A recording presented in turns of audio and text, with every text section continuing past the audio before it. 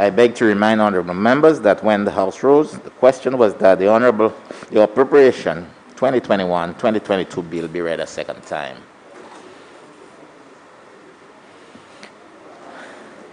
Member for Castries South.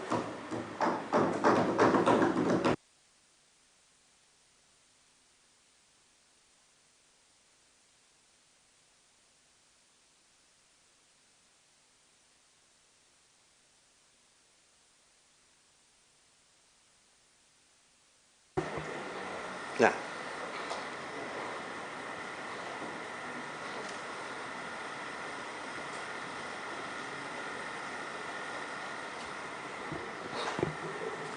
Thank you, Mr. Speaker. Mr. Speaker, I rise in opposition to this appropriation bill. And like colleagues before me, I want to extend my sympathies to former Senator Joachim Henry, a very close comrade of mine, and to his family for the loss. I want to extend my solidarity with the citizens of St. Vincent and the Grenadines and to express to them that they have the support of all the people of St. Lucia. I think the government has expressed its solidarity, and certainly from the St. Lucia Labour Party. I also extend sympathies to my constituents who would have lost families and friends over the last few weeks, especially as a result of the COVID crisis.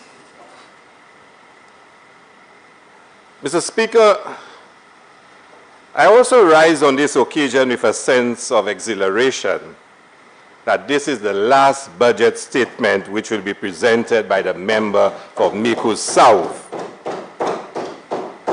In some ways, he surprised me, as he seemed to have been reined in by his advisors not to go off on a frolic of his character, to present the most outlandish promises, and to say so with utmost conviction and confidence.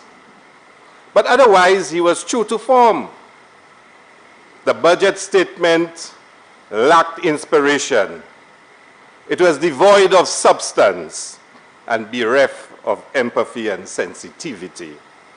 I felt sorry for the speechwriters. But, Mr. Speaker, we must respond to what was presented.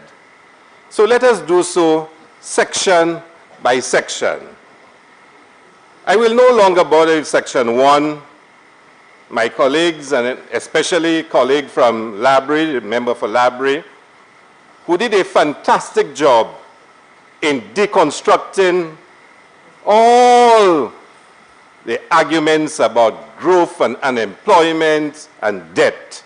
After today, I'm not sure anyone on the other side have any moral authority to speak about that narrative that they had been peddling for the last few years. So let us move on to section 2.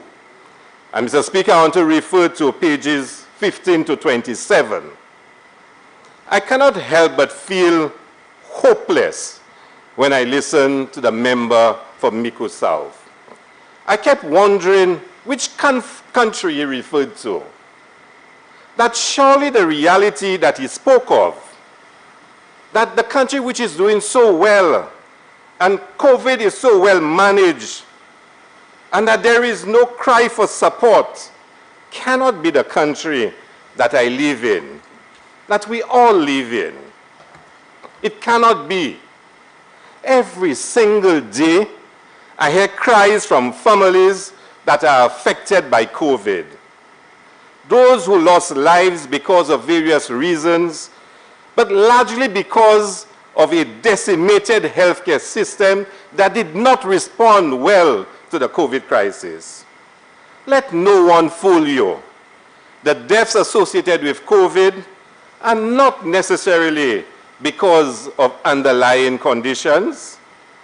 Listening to the Prime Minister reminded me of the George Floyd trial which is ongoing. The defense is intent on proving that Floyd Floyd died because he took drugs, was a hypertensive, and had a heart condition. And each witness is asked by the prosecution, would Floyd have died on that day if it were not for the stranglehold of a racist white cop? And each time the answer is a resounding no, no, no.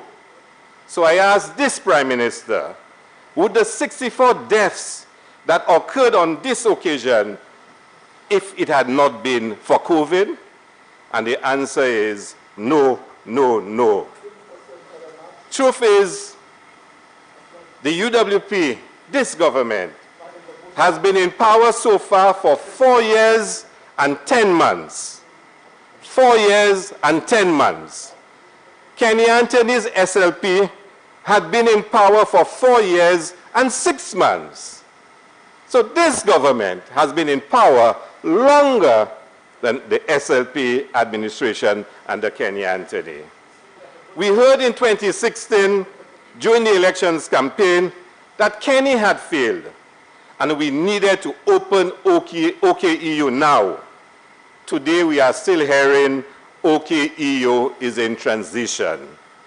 4 years, 10 months later, St. Jude Hospital is still unopened, and there are desperate efforts to fix a ground floor of that edifice of corruption to house patients, to be able to boast that we finished St. Jude Hospital. All been done by a foreign entity being paid $4.2 million to redefine the space to make it happen. 4 years, 10 months later. OKEU is struggling to have a single piece of equipment working. There is hardly any medication, and the staff is severely demoralized whilst government tries to force them to sign contracts and lose all their years of service. Meanwhile, the same foreign entity brought in to manage our hospital is being paid millions of dollars in consultancy fees, millions of dollars.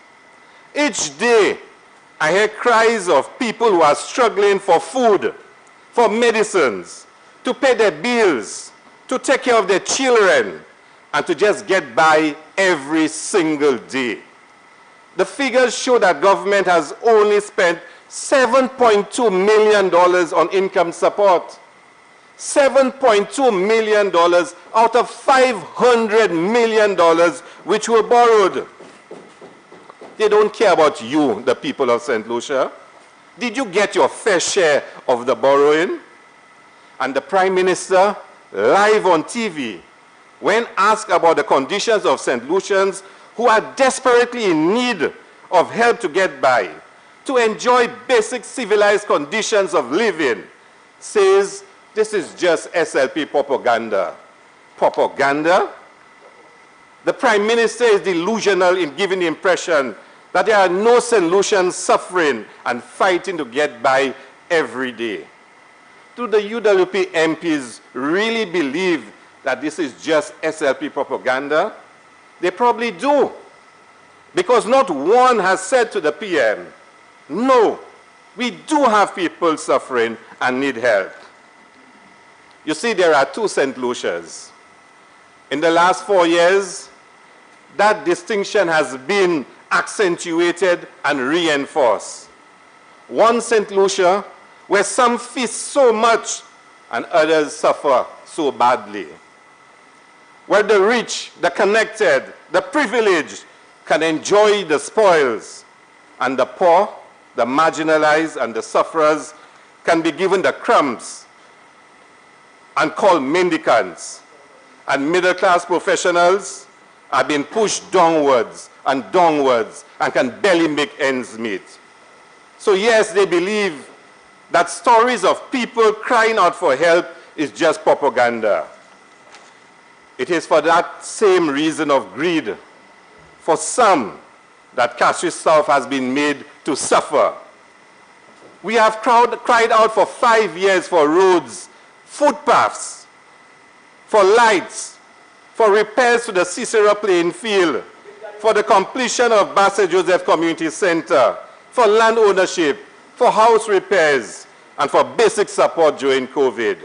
We were denied over and over. We were told that we need to cry and cry again. We asked for simple programs like a STEP.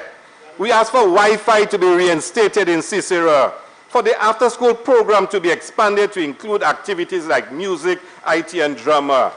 We were told to cry and cry more. They did not care about us. They did not care about you. In the old cemetery, Fuasho, Banan, Monlatok, Cicero, Monkey Tongue, Goodlands, Ticolo, Basse Joseph, Lacroix, and Marigot, they refused to provide any assistance. But election day is near, and guess what? They are back, smiling and rubbing their bellies. It is full, it is big, and yours are empty. You have suffered for 5 years. They first brought someone who, upon losing, disappeared. Disappeared. What happened to the promises that were made to you? Now, the same people who promised you that Mary Isaac would bring Siwo Epilet are now back with another promise. They first brought the mayor, they brought Timothy, they brought, who else they brought? They brought Buffalo, and now they bring Big Daddy. And you see the Prime Minister in Fuasho giving out contracts, I am told, all of a sudden. Because this time, they are willing to spend millions to win after trying to starve and victimize you for 5 years. They believe that you are hungry, weak, and vulnerable, that you will take anything that is offered to you. But they also want me badly. Why? Because I have stood up to them. I have stood up for you. I have stood up for St. Lucia. I have all my life fought against the notion of 2 St. Lucias. I know where I came from. I am from the bosom of Castries South. I was nurtured on the blocks and the communities and shaped by the circumstances of poverty and marginalization. I will never be a servant of the privileged, but rather a servant of justice and equity for all. So my voice has been loud in support of the poor and the victimized. I've been a vigorous critic of this government's bad policies and behavior. So I must pay. This battle is not about me and you, the people of Castries South. It is a higher battle fought by forces bigger than all of us. But we must play our part. We must engage in the political fights as they come. We will prevail. Have no fear. The writing is on the wall for all those who engages in iniquity. So let the battle begin. So money will flow. Millions of dollars, which is your money, taken from you, siphoned from you, denied to you. Take it. Take it. I want you to take it when it is given and then vote them out. I will never tell you don't take it. Although I'm told it is l'argent rongé. So just be a little careful when you take it. But Senator Fortuna Belrose said it clearly. Only 11 constituencies bought into the UWP philosophy, and the others must pay. They must be made to suffer.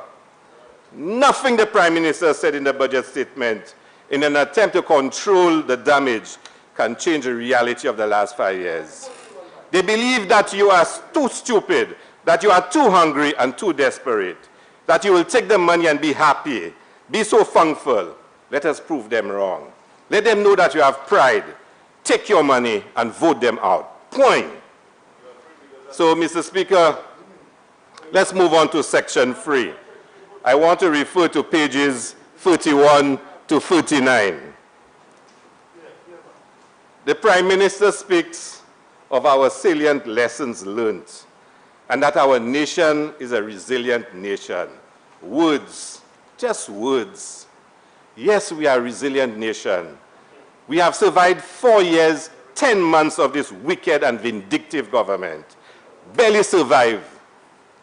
The member speaks of loving you, loving your neighbor as yourself in public, but turns around victimizing people with impunity.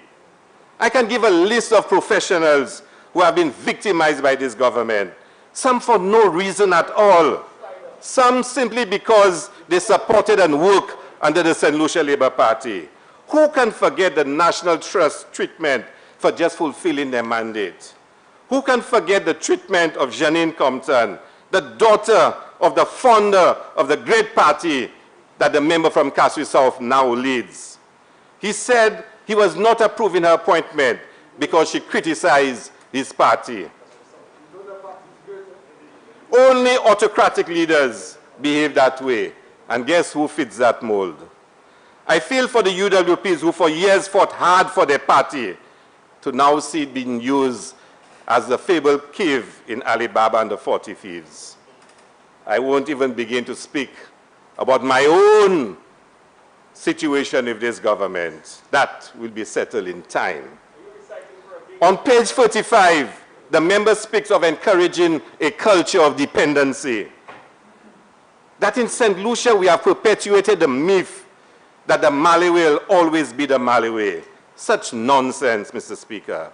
Malawi do not want to remain Malawi, but they do demand that you give them a fair chance, that you give them a level playing field, that you provide equal opportunity so that they can achieve and not be called mendicants by members opposite. My mother did not believe that she must remain a Malawi or that her children must remain Malawi. It is why she fought so hard for her children to get an education and get a skill so that they won't be Malawi. That is why they got PhD and master's degrees. Who told you that Malawis want to remain Malawis? Is asking for help to get by each day, for help for medication, help to bury loved ones and fix your plywood houses. Is that making mendicants of people? The PM told us in justifying the removal of the distress fund that poor people must insure their plywood houses. How disconnected from reality is he? I'm always pained to hear that when assistance is given to poor and marginalized people, that we are making mendicants of them and creating a culture of dependency. This is such privilege and elitist thinking. If not, why don't they complain about the companies that get concessions and incentives over and over and over again? Why are they not complaining? Is this not a culture of dependency among companies? Are we not making mendicants of these companies? But hey, this is a tale of two St. Lucias. The member speaks of shared sacrifices on page 37. Shared sacrifice? Are the FFF sacrificing anything? Tell me. This government has done everything to cement the economic and social separation of our country into two St. Lucias, and now speaks of shared sacrifice. I know Susie is suffering, Charlene is suffering, Alan is suffering, Matthias is suffering, but tell me, is Cabot suffering? Is Ojo Lab suffering? Is Theo Akin suffering? Are all the others suffering? The member speaks of leadership on page 33. Let me remind the member that he, the Prime Minister, as leader of this nation, was the one who referred to his critics, St. Lucians, as jackasses. That parliamentarians who demanded accountability and transparency were called backing dogs. The same member referred to 43% who never got a primary school education as the source of our problems. He compounded it by suggesting that it is single mothers in particular, and that they should be criminalized for having children under 18 and with different men. Who blamed and stigmatized sections of the population during a COVID crisis when we needed true, sensitive leadership. Then, Mr. Speaker, the member speaks of beyond COVID-19, our accelerated journey to global excellence in section 4 from pages 41 to 76. Mr. Speaker, this budget cannot be taken seriously. I have searched and searched for any item, any initiative, any program, and any policy which is transformational. Nothing in the budget statement.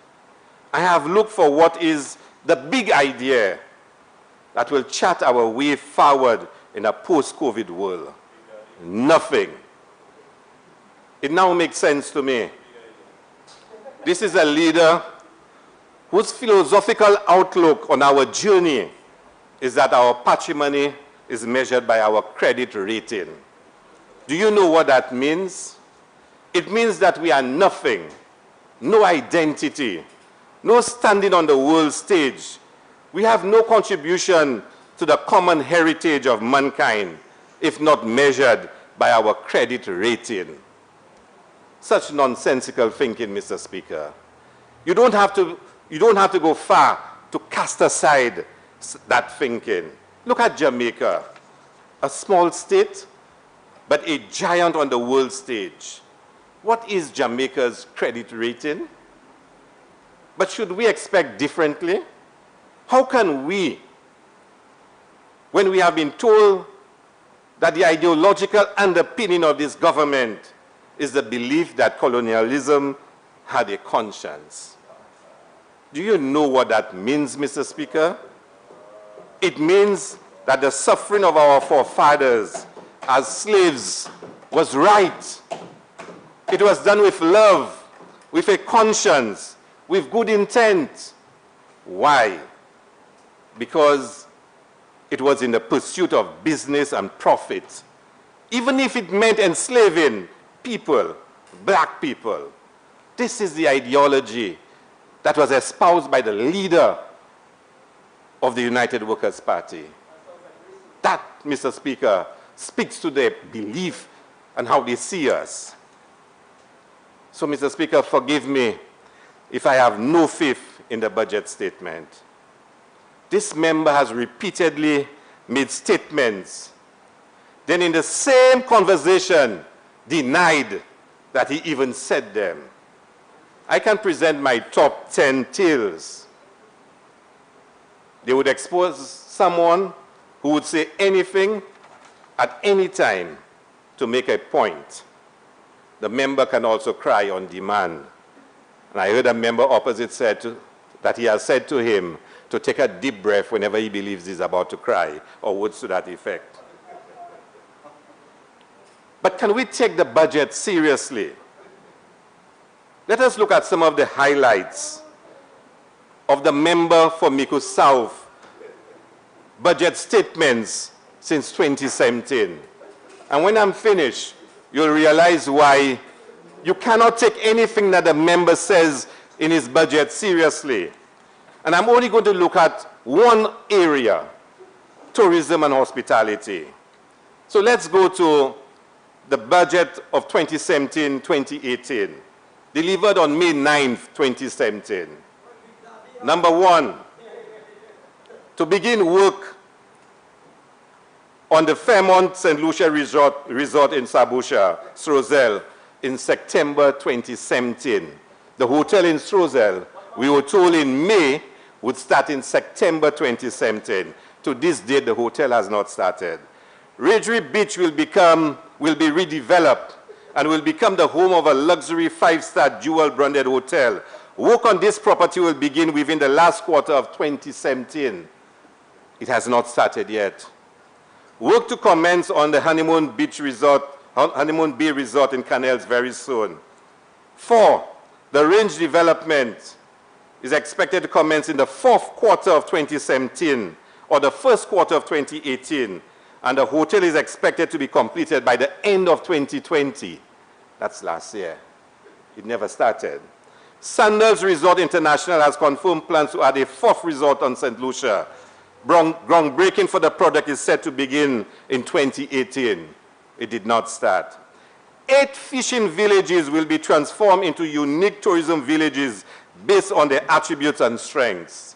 That has never even started. Castries redevelopment. The port will be enhanced to accommodate larger cruise ships and a marina will be built. That was told to us in 2017. Let's go on to the 2018-2019 budget, delivered on April the 3rd, 2018. Site studies and physical planning approvals are underway for El Pirata View Fort, known as Site C.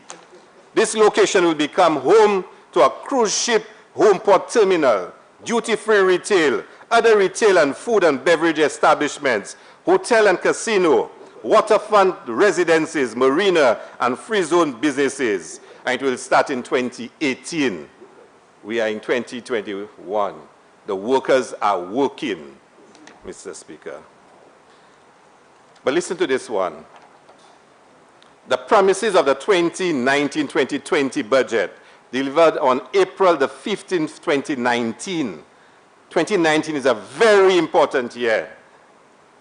7 major hotel projects are expected to commence during this financial year. 7 hotel projects on April 15th, 2019. And it says, Honeymoon Beach in Canals. The hotel in Strozel has been taken over by a new investor and will no longer be a Fairmont-branded property. There have been minimal changes to the design and financing has been secured. And construction is expected to commence in the 4th quarter of this year. So that's 2019. The same hotel that was going to start in 2017 is now starting in 2019 with new owners. With the Sandals project, we are awaiting the outcome of a legal matter. And once this is resolved, the 360-suite project at a cost of US $200 million will get underway immediately. Never did. A 400-room hotel is earmarked for shock, with plans well underway. Work is about to start immediately. A 150-room courtyard Marriott at Point Seraphine will commence immediately. Still has not started. We will announce very shortly a major hotel golf in Cap Estate. I'll come back to that one. The development of the DSH project continues with our first race rescheduled to National Day this year. The horse racing track has been enhanced with 2 boutique hotels along with a polo and equestrian field. The second phase of the track is to include apartments, offices, and commercial space. Is due to commence later this year, 2019. So 7 hotels will start in 2019. 7. Do you know what is the greatest achievement of this government in 2019? No, there's no COVID yet. The economy contracted and there was negative growth. I want St. Lucians to understand that. This is the person who's running the economy, the country, as a business. This is the businessman prime minister. This is not the technocrat intellectual Kenny Anthony, or even the grassroots leader Stevenson King. This is the qualified CEO, guru, running the country as a business. And they were boasting and banging the desk that they are the best and they know how to run the country. And the economy contracted in 2019. Did you hear that, Mr. Speaker? Was that stated in the budget statement? Why were they keeping mum about it? They never told St. Lucia's the economy contracted in 2019. They never did. Now you can understand why the ECCB had to take off its data from its website. They didn't want St. Lucians to know that under this United Workers' Party, the biggest boasters we have ever seen in government in this country, that the economy did contract after 7 hotels started in St. Lucia, or supposed to have started. But they are workers. They are working. They are the best. They were banging their hands on the desk. One even got a sprained wrist from banging his hand on the desk.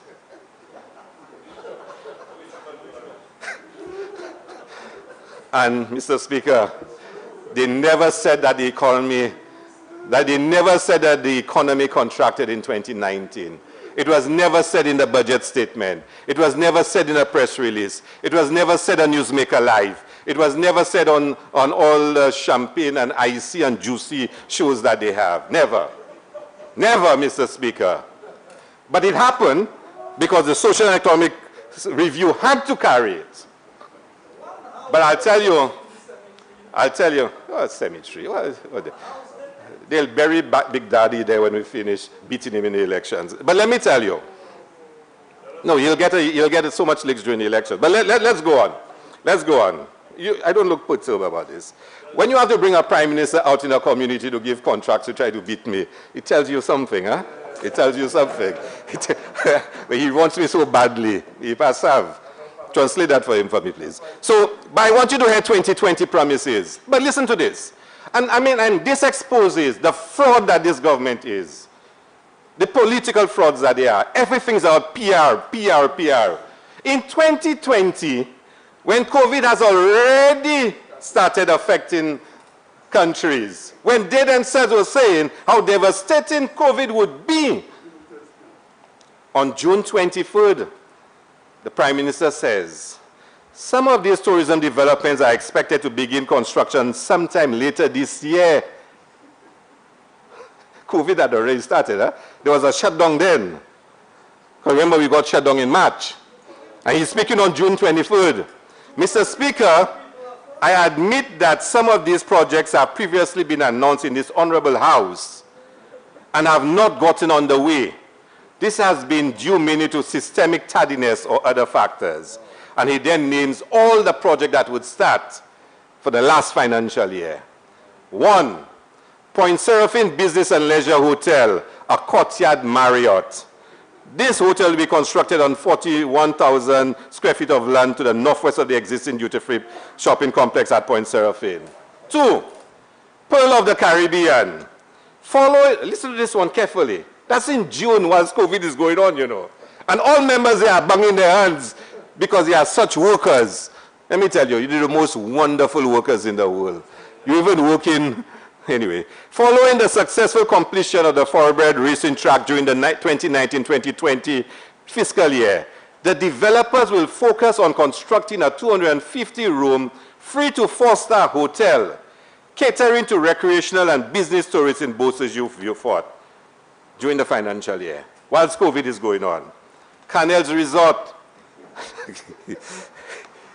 and it gives a whole long description of Canals Resort. Cabot Links, work has begun on site for the development of the golf course, with work on the hotel expected to commence this year. That's 2020. 5, and that's the one I really love, because I really want my friend, the member for Strozel, Saltibus, to invite me. Restaurant in Strozel. Construction of the Soleil Couché restaurant in Delce, Strozel is scheduled to begin this year. So I trust it has started, it will be finished, and when Pauline Antoine wins, I will take him to dinner in that restaurant. As the SAB, the plans include the construction of 2 hotels and residences during COVID in 2020. Now, Mr. Speaker, it tells you what this government is all about. They will say anything. You saw the amount of sketches and renderings they showed over the last few days. The amount of sketches and renderings they showed over the last few days. Mr. Speaker, you really wonder if this is not a pantomime, is a play that's going on, Mr. Speaker. But, Mr. Speaker, I admit that all governments boast of plans ahead of time and even make projections that have never been realized on time. As a member for Castries North and for Vieux-Fort South, they were prime ministers. But a member for Miku South has made it into a science. It is all about flashing mirrors and promises that are designed to vaguely, to fool you. So after volley you, they have vaguely you, Mr. Speaker.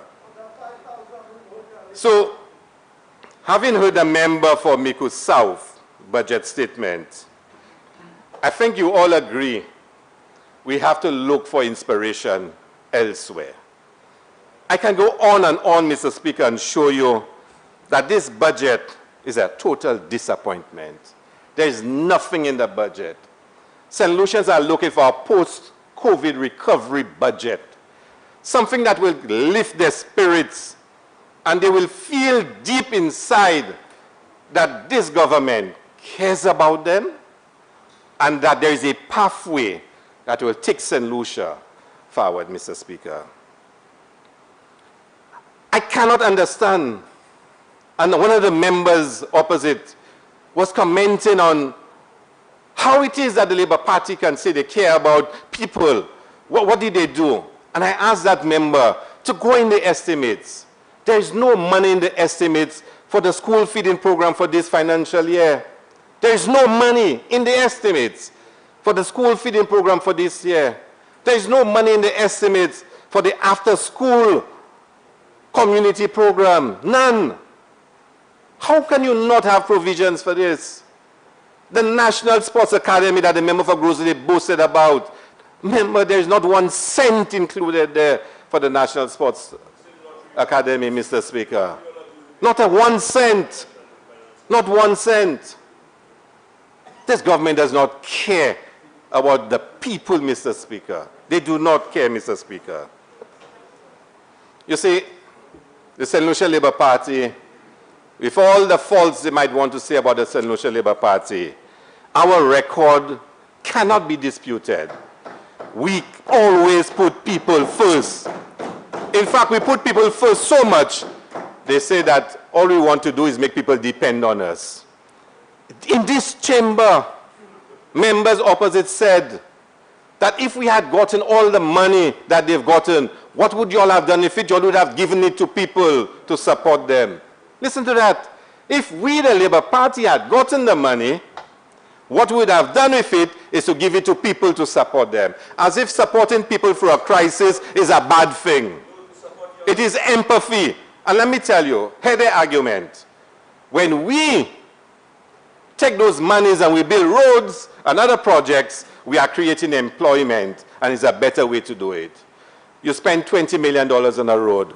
$2 million goes into salaries. Another $5 million goes into materials. And where does the rest go? Markup, profit. And you're telling me, well, my numbers are not exact, Mr. Speaker, but I'm presenting a model to you to show you that a substantial part of those contracts do not go to the people, do not go to the workers. Do not go to the workers. Ask any worker on those projects how much he's been paid a day. And if you think there's any doubt about it, at the last sitting during the estimate debates, I made mention of the loan to the finance facility with Fresh Start. And it was mentioned by my colleague from Library this morning. Interest payments are already being paid on a project for a full $50 million, when $50 million has not even been expensed as yet. And nobody knows the actual cost of the project. But we will know one day, because elections is coming, and we will tell the people of St. Lucia what the exact figures are.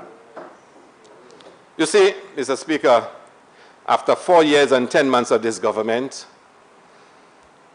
it's about establishing a government that cares. We must learn to care for the people that we serve by putting them first. You see, we are told in sociology that the social contract between state and society is broken in societies like ours. And it's not the fault of this government or our government. It's a historical problem. Successive governments have tried in various ways to repair the disappointment of the people, because we promise a lot to the people, and we don't always deliver, and the people get disillusioned and disappointed in us politicians. You see, Mr. Speaker, you can see it happening. For 5 years, they made the people of Cashville South suffer. Not even a step. But now they are paying them $200 a day to do step. $200 a day. $200 a day to cut grass, Mr. Speaker, on the eve of elections. $200 a day. But let me tell you, go down to Cicero now. They have 5 people. They have asked each of them to get 20 people to cut grass and to clean up in the bottom part of Cicero. And each of them getting $200 a day. $200 a day. I'm not going to mention the names of the 5 people. But they believe.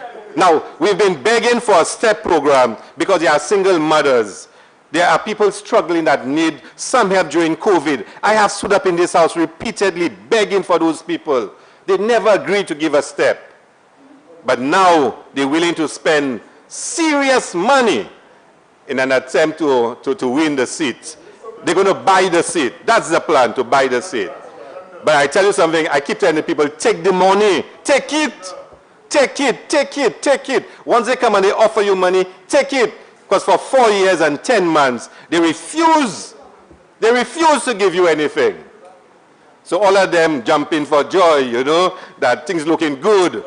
You know, BMW 7 Series, you know, by the slab, because they dishing out, they dishing out, they dishing out. So, Mr. Speaker, the St. Lucia Labour Party and the member for Castries East will meet the dreams and aspirations of the people.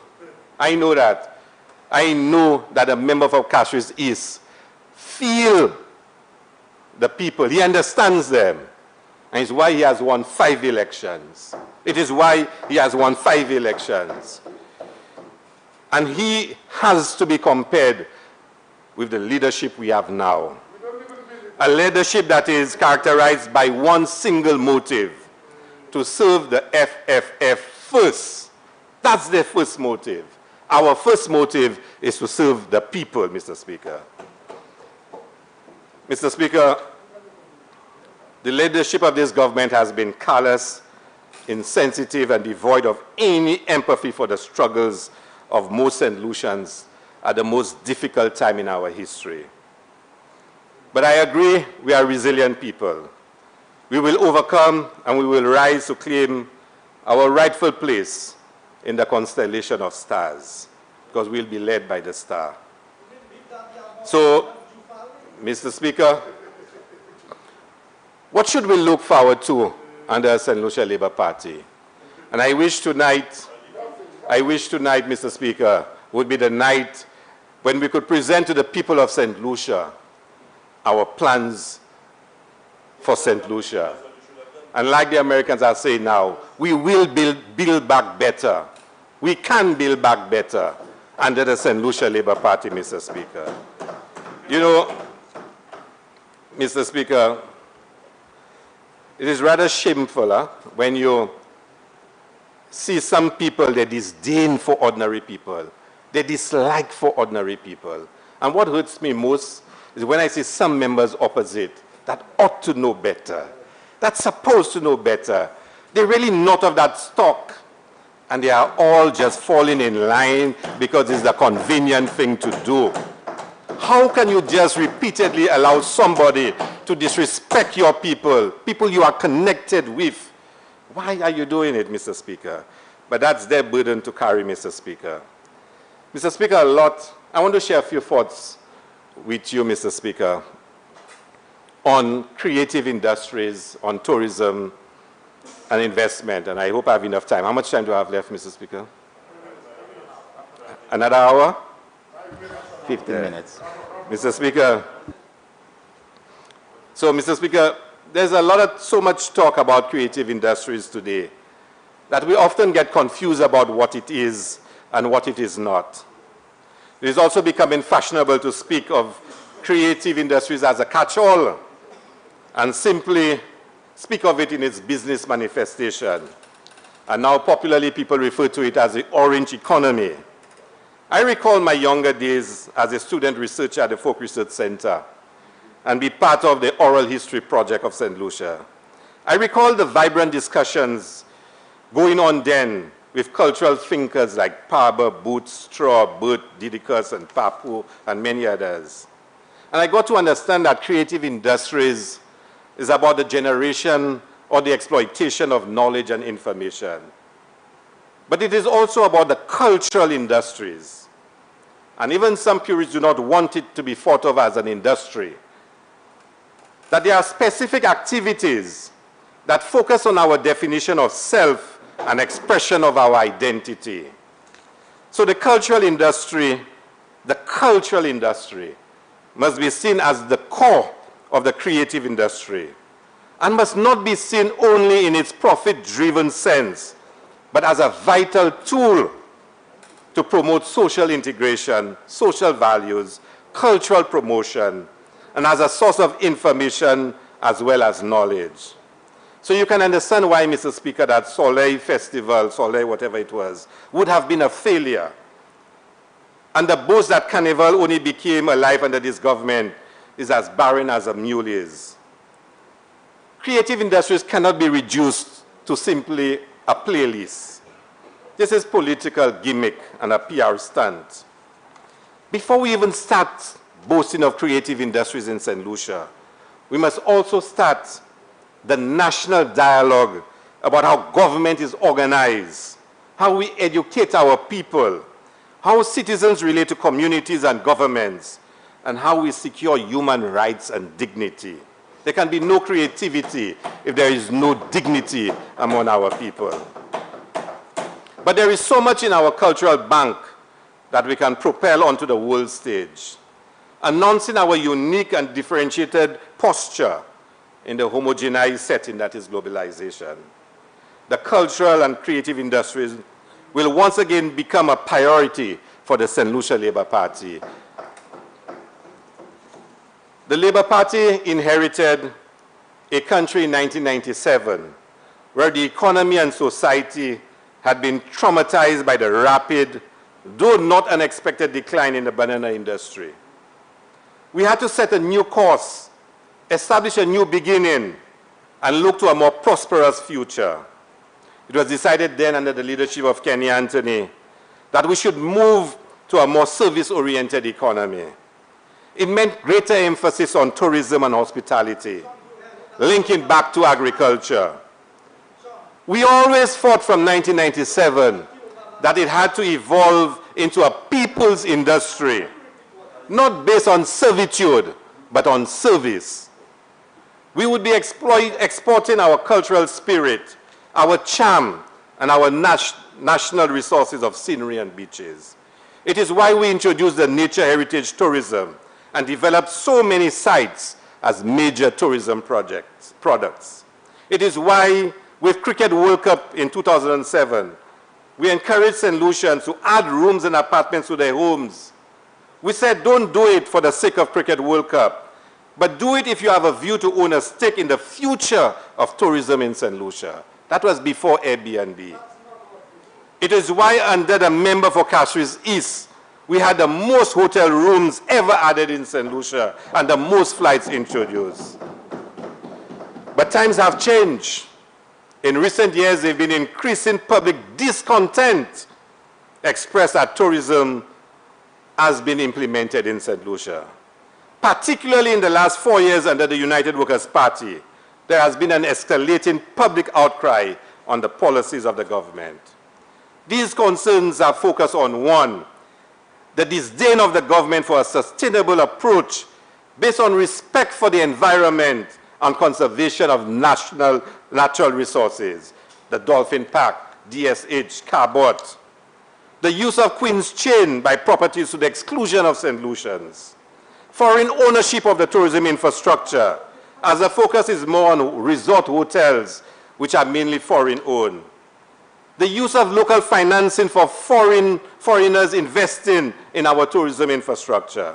Not enough linkages with local agricultural and manufacturing sector. Not enough local involvement and benefit from the tourism industry. So we need a new tourism model to achieve a people's tourism, putting St. Lucians first, Mr. Speaker. Mr. Speaker, we also need a new approach to investment. Carbot and DSH have desecrated our national pride and our sensibilities as a people.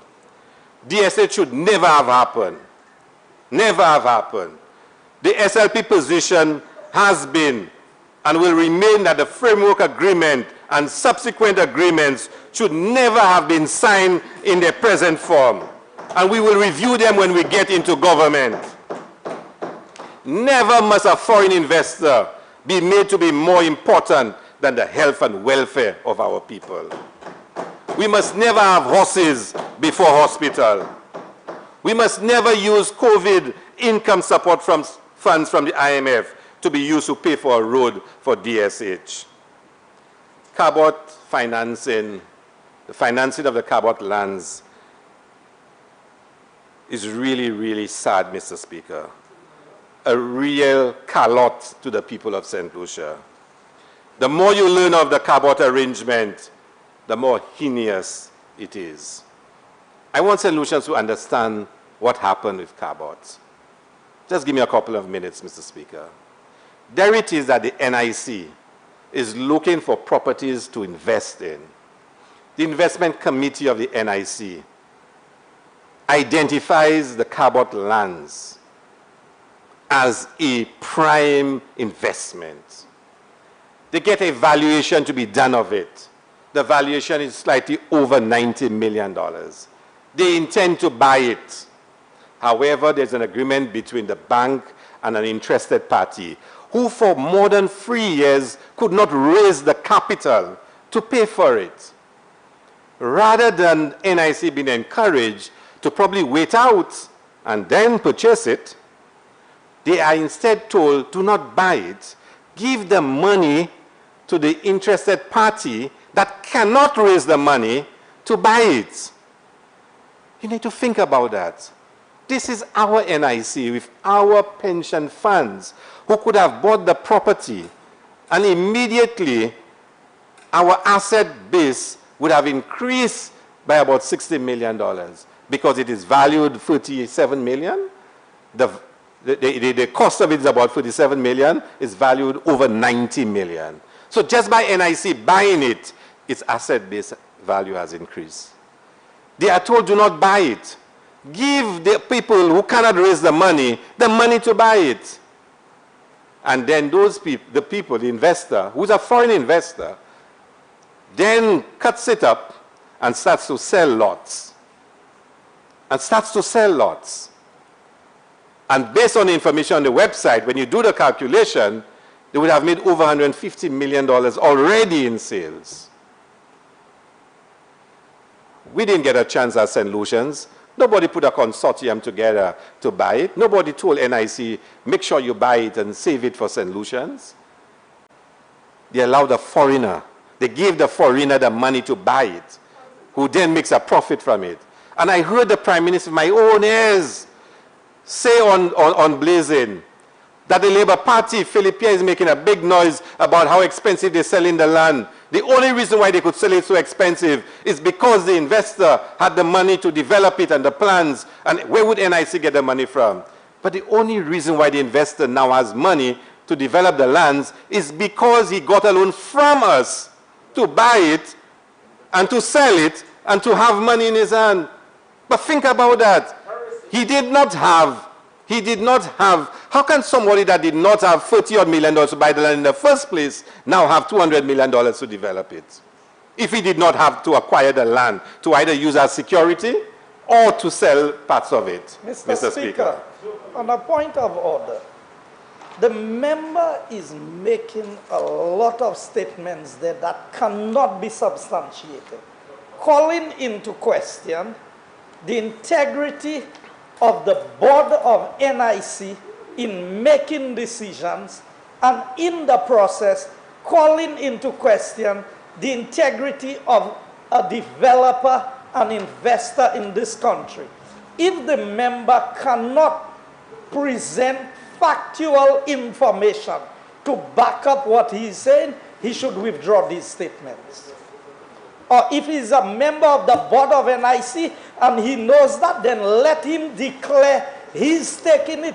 But to call the National Insurance Corporation Investment Committee into question and their decision making without any evidence to back it up, Mr. Speaker, is grossly misleading.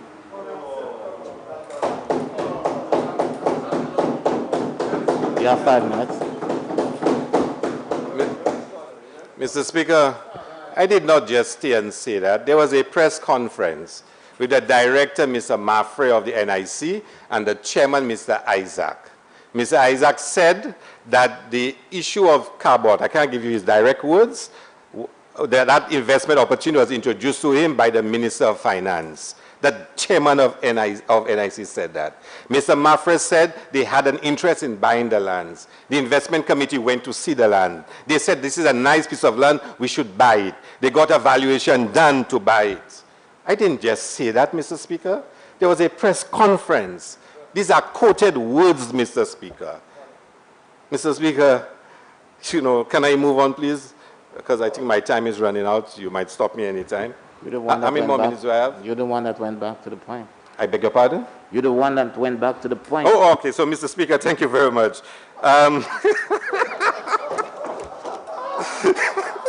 So, Mr. Speaker, let me move quickly.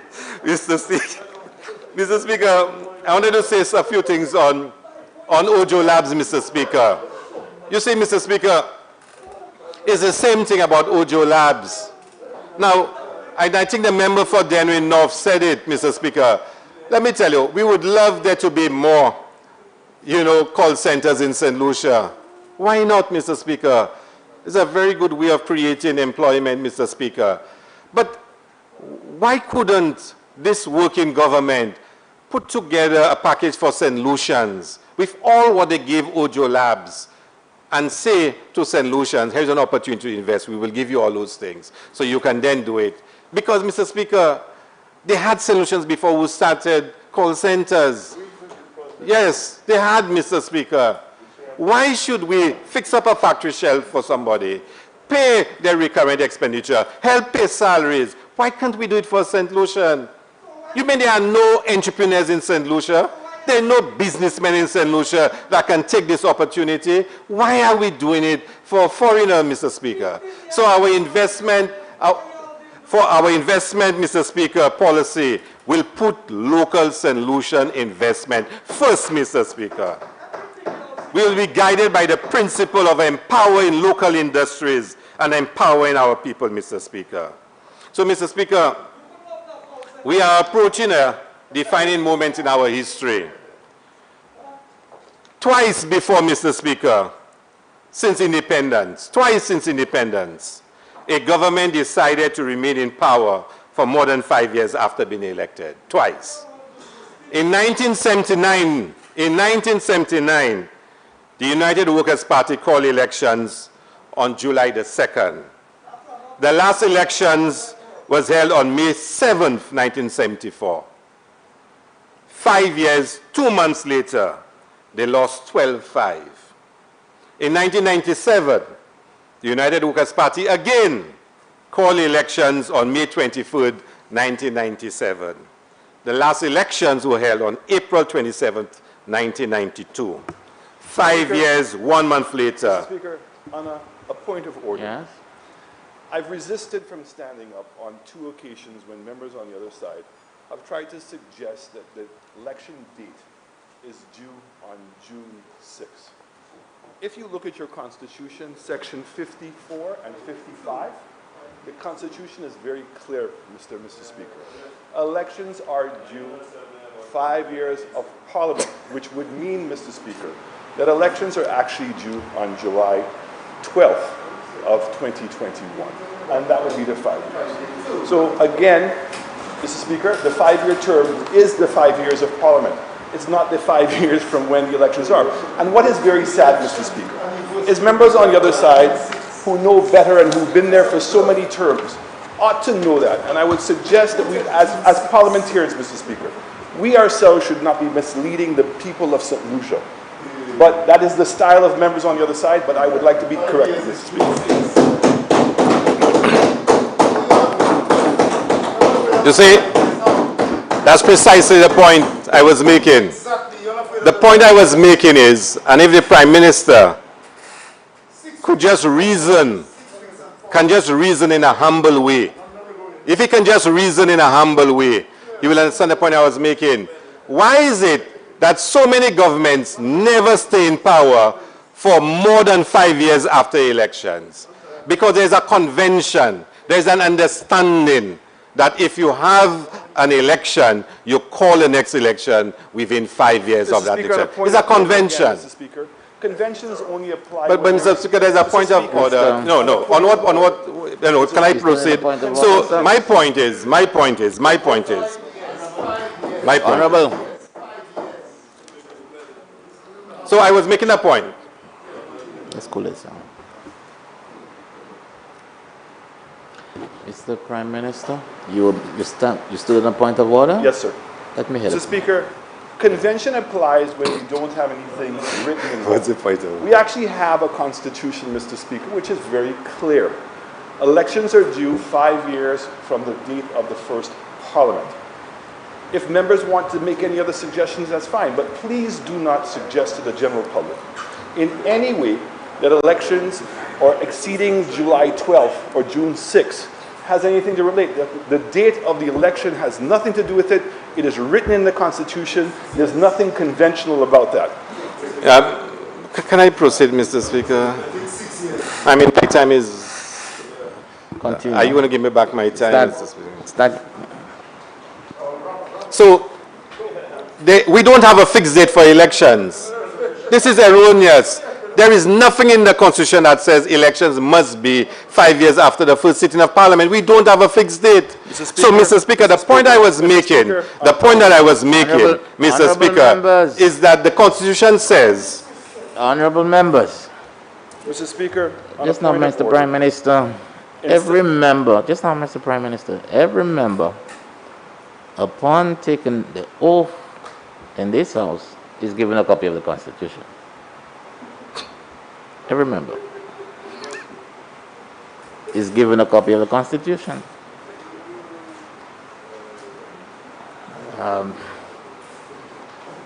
So I don't understand the back and forth on that point. The Constitution is clear. I've read it and read it.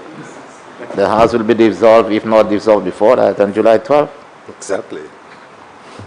So I was making the point, Mr. Speaker. I am moving on, Mr. Speaker, that twice in our history since independence, twice in our history, a government decided to go more than 5 years since elections, 79 and 97, both times by the United Workers' Party, and both times they lost, Mr. Speaker. So I thought I should give the Prime Minister this historical lesson, Mr. Speaker. On a point Honorable member. On a point of order, Yes. Mr. Speaker, the member again is misleading the House. The elections of 2006 went past the anniversary date of the elections, because elections prior to that in 2001 was not on the 11th of December. And the member was chairman of World Cup, and he knew the commitment that was given to World Cup. What's that? Hold on. This is erroneous. You went past the date of elections in 2006, went past the anniversary date. So for the member to stand up and say only twice it has happened is erroneous, and he again, as usual, is misleading the House with false information. Honorable members, we've turned... Honorable members. Yeah, in fact, you're reinforcing my point. Honorable so you better learn your lesson. Sorry. Honorable Prime Minister, Honorable Member for Castro South, and here's the ruling on this point. We are now making the appropriation bill an elections bill. What are we doing here? Move on from this. So, from this Mr. point. Speaker,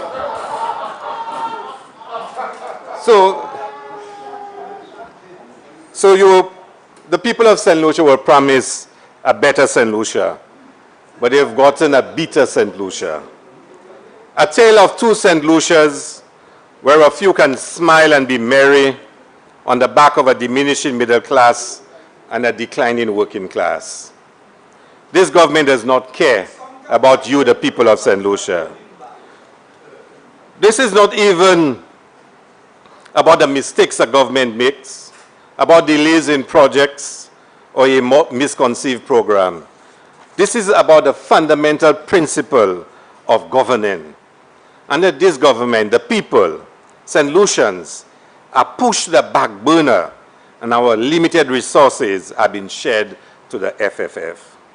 I was pained to hear the member opposite state that the lands which were given to DSH were just empty lands with cows on them.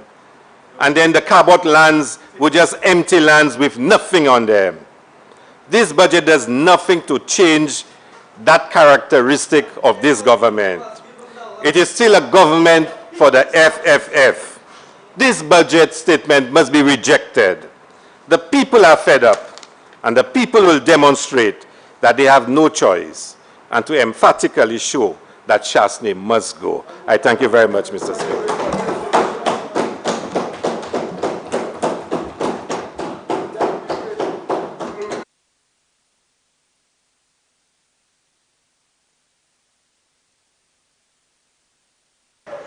Member for Ancillary Canarus.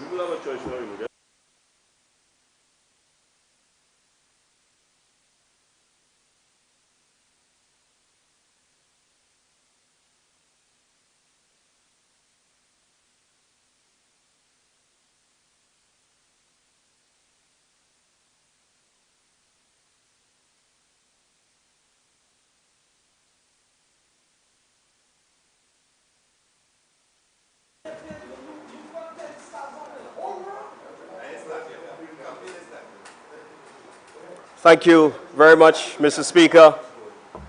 Mr. Speaker, please allow me the opportunity to thank my constituents, the good people of Ancillary Canaries, for the journey that we've had in the past 5 years. One of challenges, one of accomplishments, one of opportunity, Mr. Speaker, one of progress, one of change and transformation of their constituency.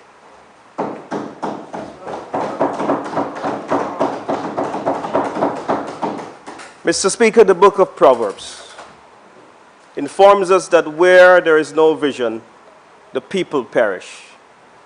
In other words, Mr. Speaker, when there is no vision, a community perishes.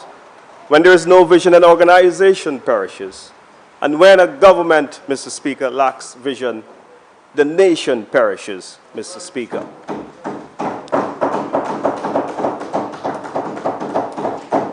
Mr. Speaker, a very profound illustration in this regard is the story of Disney World. Its founder, Walt Disney, Mr. Speaker, died 5 years before the first theme park was actually constructed. And at the opening ceremony, Mr. Speaker, someone said to his wife, "It is a shame that Walt is not here to see his wonderful creations." His wife replied, Mr. Speaker, "Walt actually saw it. That's the reason we are here." And so, Mr. Speaker, the underlying story therein is that Walt Disney, Mr. Speaker, was a visionary leader, a man, Mr. Speaker, that could see well into the future, a man that could see challenges and plan for them, a man that can see opportunities, Mr. Speaker, and tap into them. Mr. Speaker, this appropriation bill is being debated on the eve of a general elections and amid one of the worst economic and health crises facing our country since adult suffrage, Mr. Speaker. Mr. Speaker, if there is ever a time where visionary leadership has become critical to the advancement and the rebuilding of St. Lucia, it is now. Mr. Speaker, for without it, Mr. Speaker, the levels of job displacements, the strain on the health and security sectors cannot be overcome.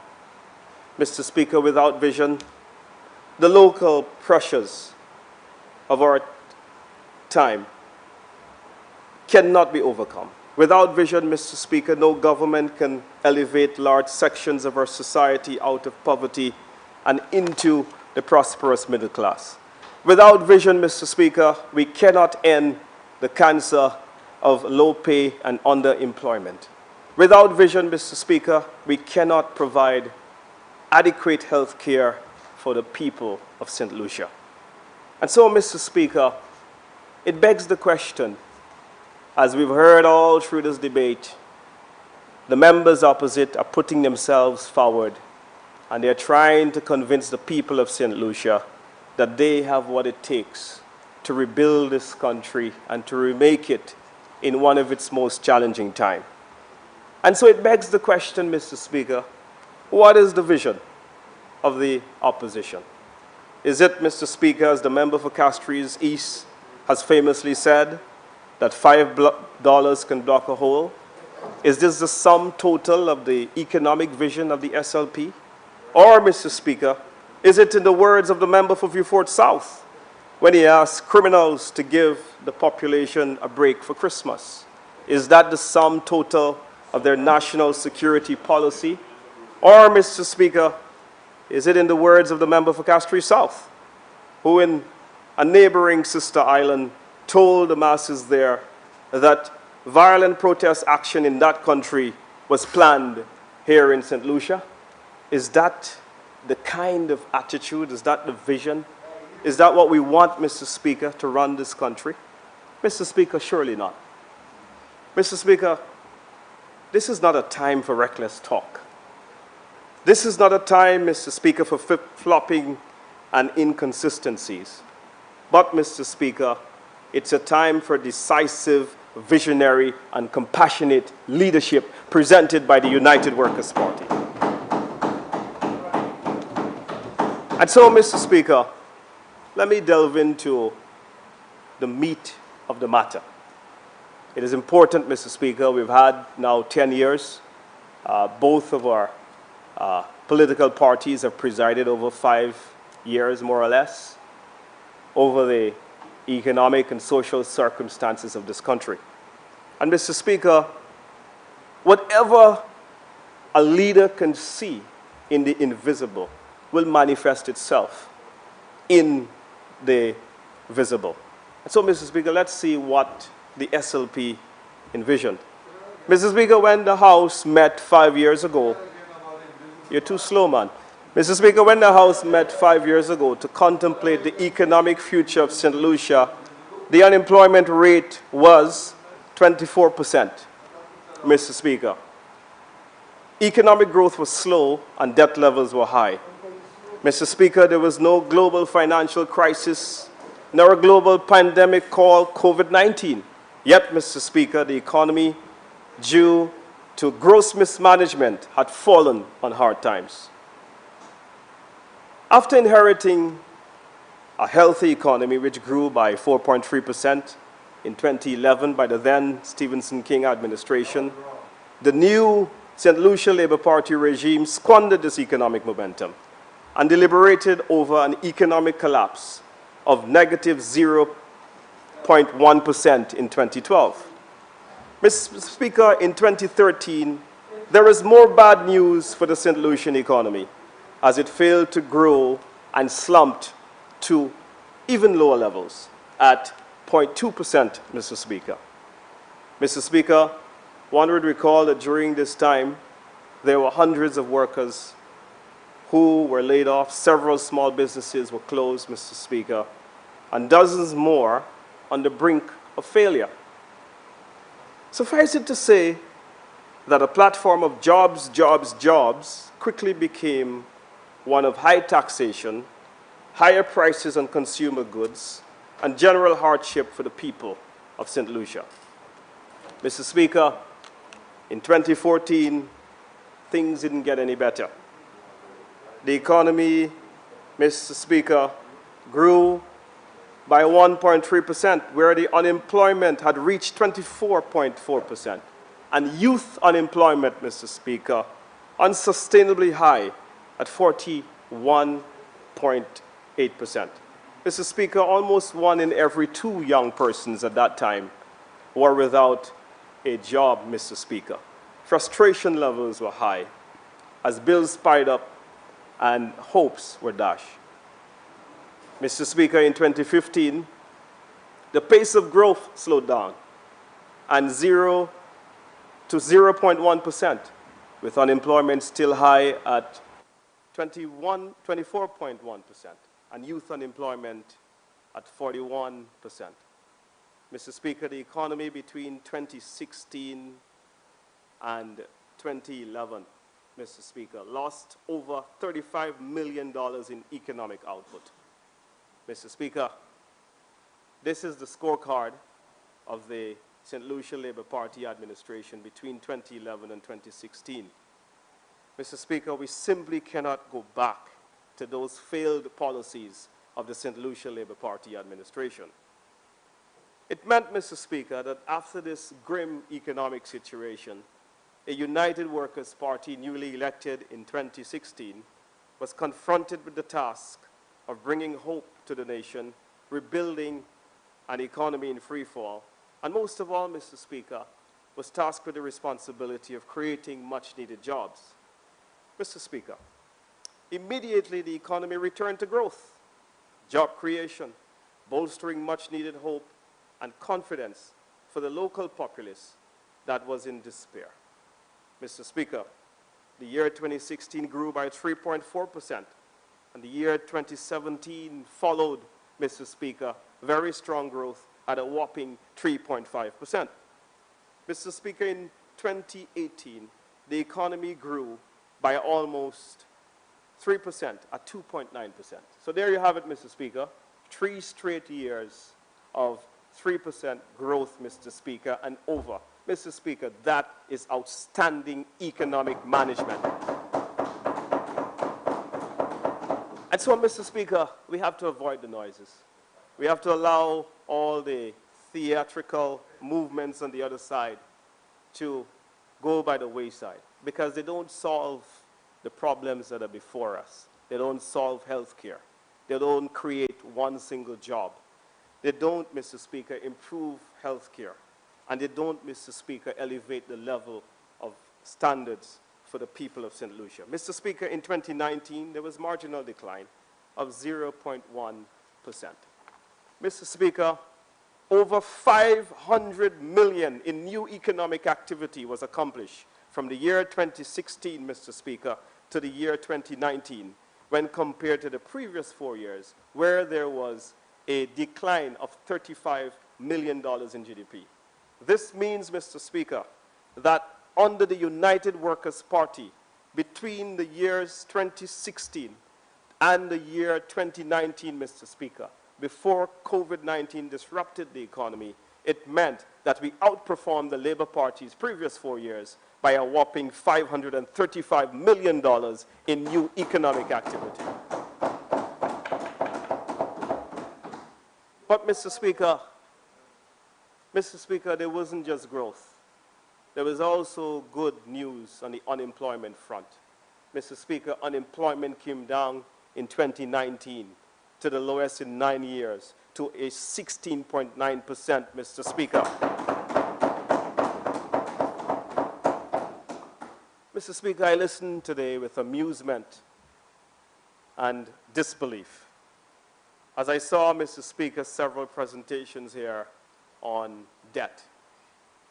Mr. Speaker, this is in line with a lot that the Labour Party has said about borrowing levels by the members of the opposition. Mr. Speaker, without justification, they have claimed that this administration has borrowed at unprecedented levels. They even had a political campaign called Borrowing Tuesday, when the House met to grant permission to the Minister of Finance to fund the budget of the last financial year. But, Mr. Speaker, the Social Economic Review is a book of truth. It's a book of facts and realism. And here is what it reveals, Mr. Speaker. It says that when the St. Lucia Labour Party assumed office in November of 2011, the official debt stood at around $2.3 billion. By the time they demitted office in 2016, Mr. Speaker, the level of debt had risen to over $3 billion, $71,400,000. Mr. Speaker, this represents an increase in the level of official debt, Mr. Speaker, by $713 million, $300,000. Mr. Speaker, they borrowed, and borrowed, Mr. Speaker. But with all this borrowing, Mr. Speaker, one would have expected them to have grown the economy. Mr. Speaker, almost $150 million annually was borrowed by the St. Lucia Labour Party administration. The same people who want to come and lecture the nation about fiscal management. Mr. Speaker,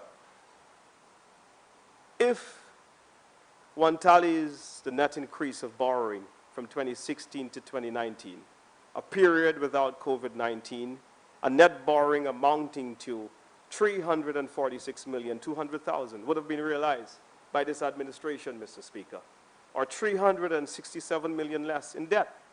Mr. Speaker, even if we include the 300 million odd we borrowed because of the economic decline brought about by COVID-19 in 2020, we would still have borrowed less than the St. Lucia Labour Party, Mr. Speaker. Our total borrowing, therefore, Mr. Speaker, which would have included a year that would have unleashed on St. Lucia an economic catastrophe, it would have gone up to somewhere about 702 million.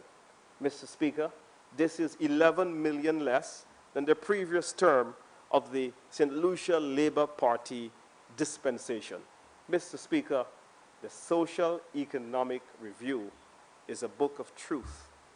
Mr. Speaker, how is it that in the best of times, Mr. Speaker, a group of men who have all the answers for the country would have had a debt to GDP ratio over prudential limits for the entire duration of their term? They implemented, Mr. Speaker, on the backs of the people, a 15% rate of the value-added tax, and said, Mr. Speaker, that this was going to increase the fiscal situation of the country. But instead, Mr. Speaker, the fiscal situation got worse.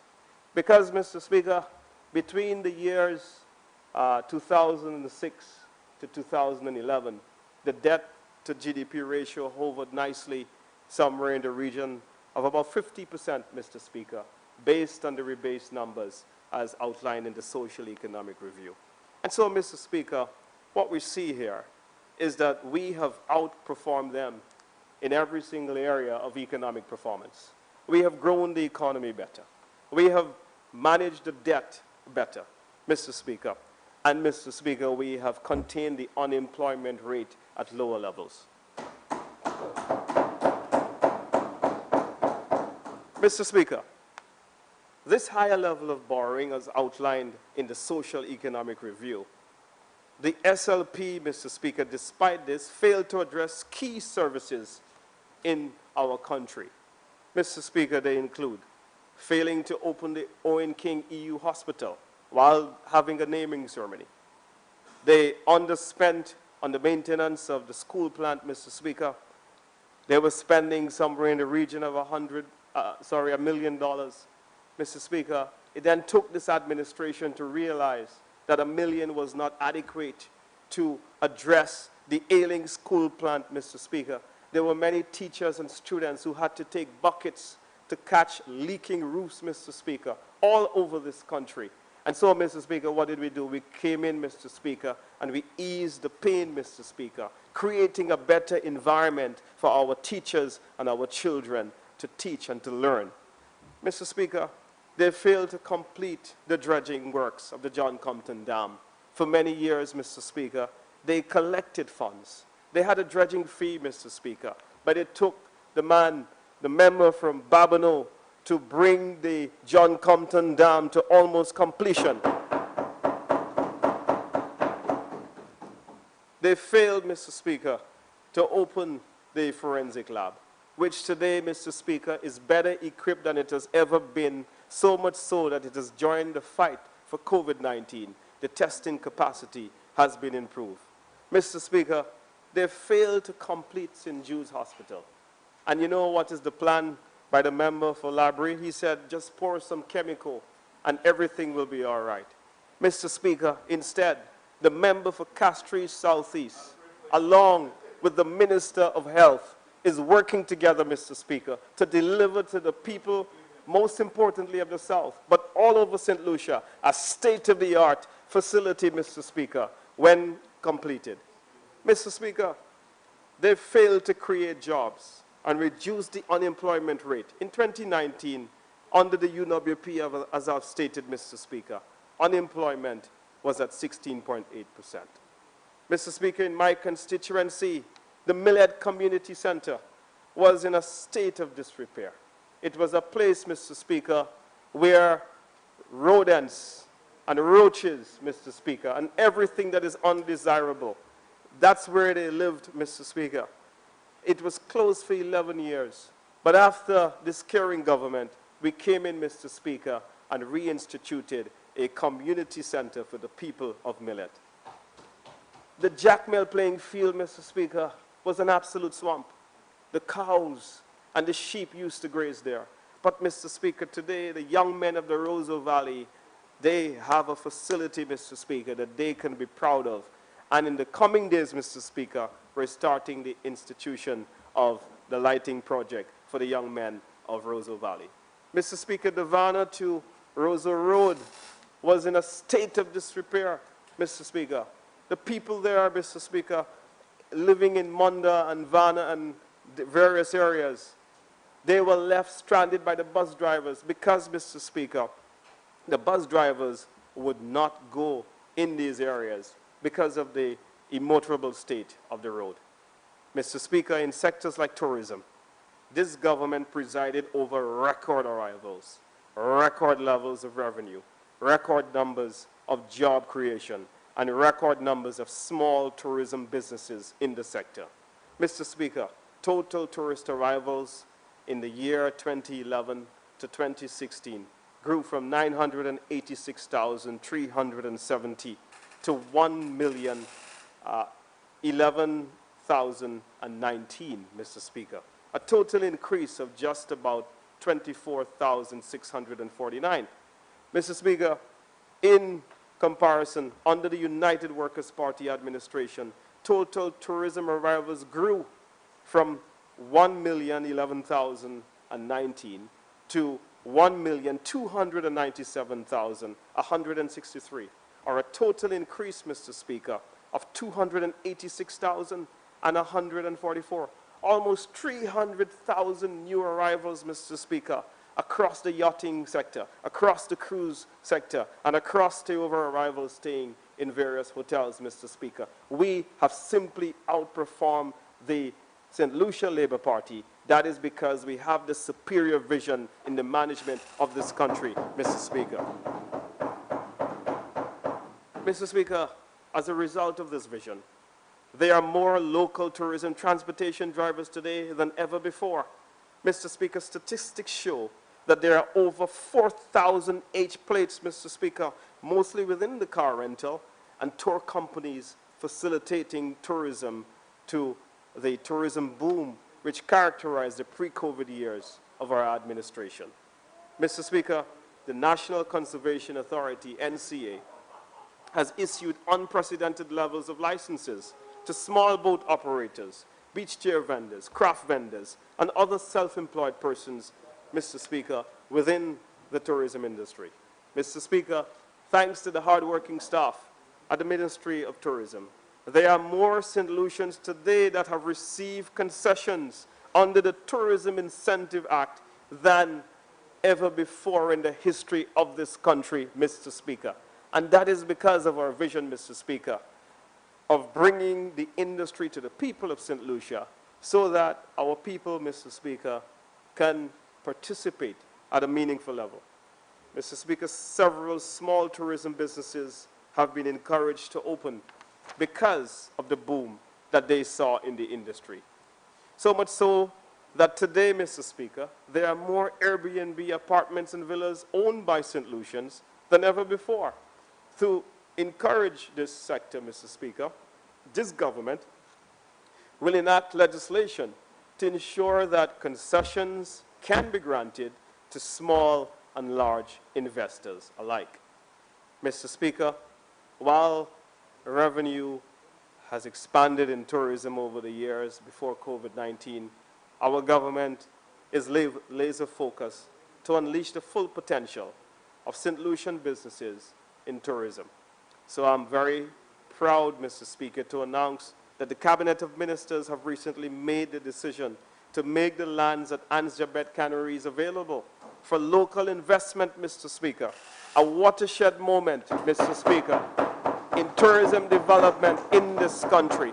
For the first time in the history of tourism development, there will be a dedicated tourism zone, Mr. Speaker, so that all St. Lucians can invest, can go to a beachfront property, buy a piece of land with infrastructure, water, electricity, roads, all of it that will be put in, Mr. Speaker. The lands have been vested with Invest St. Lucia. And I look forward, Mr. Speaker, to work with my colleague, the Minister of Investment, so that we can bring, Mr. Speaker, over 500 new St. Lucian businesses into the tourism fray, owning their villas, owning their cottages, owning their bed and breakfast, owning their restaurants, Mr. Speaker. We are putting up lands, Mr. Speaker, that the previous administration would have made available, Mr. Speaker, to foreign investors only. But when we talk about village tourism, we're talking about people. When we talk about bringing tourism to this population, we are doing everything, Mr. Speaker.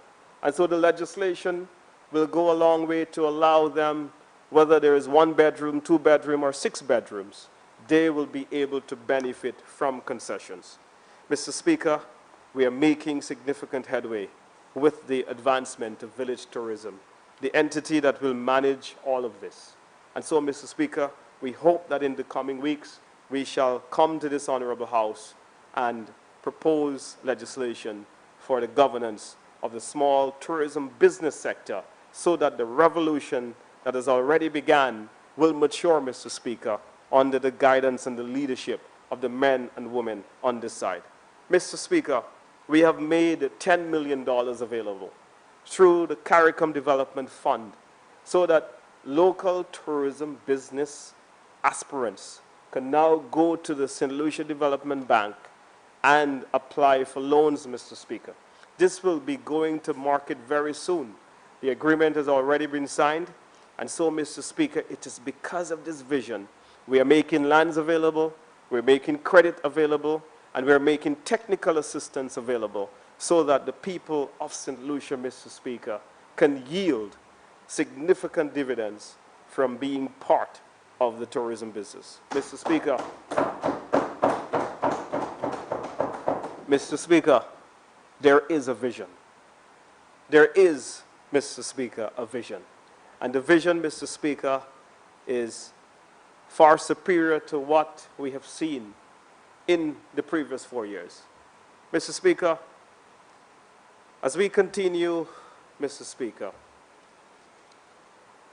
in my constituency of Ancillary, several projects are currently on the way, Mr. Speaker. But before I get to my constituency and those matters, please, I want to update the nation and indeed the House, Mr. Speaker, that our government is making significant strides. And we continue to work through, despite setbacks from COVID-19, Mr. Speaker. We are pressing ahead with the development at the Rodney Bay Village on the Railway Beach, Mr. Speaker, in the location of the Rex St. Lucian Hotel. You would have recalled, Mr. Speaker, that the Prime Minister would have announced in his previous budget statement that there is going to be a 250-room hotel. Mr. Speaker, while we were doing this and negotiating with the investor, there is a merger that has taken place between the Royalton Company and the Marriott. And so, Mr. Speaker, that joint venture partnership has now created a new set of rules and a new situation for the development to take place. And so, Mr. Speaker, we are going to make tonight as a document of the House a letter that we've received from the Marriott brand, Mr. Speaker, as they continue to express their strong interest in developing the hotel at the Pigeon Island, the Railway Beach, Mr. Speaker. We're not sure which one of the Marriott brands the hotel will be, but while we thought it was going to be a Hilton, Mr. Speaker, it is going to be one of the brands that is managed by the Marriott portfolio of properties. Mr. Speaker, just before I move on to other developments, I want to say, Mr. Speaker, that this project should be somewhere in the region of about 250 rooms. And Mr. Speaker, once developed, it should create somewhere in the region of 500 full-time jobs. And during the construction phase, Mr. Speaker, there should be somewhere in the region of about 400 jobs at peak construction periods. So, Mr. Speaker, we are looking forward very much to the development of this new hotel on the Railway Beach. Mr. Speaker, we don't bluff. Mr. Speaker, I want to deal with some of the matters that were raised here today in the area of investment. And, you know, it was said here today that somehow, Mr. Speaker, it was suggested by the member for Castries South that we have misled the people of St. Lucia. And I want to clear up a few things and clarify.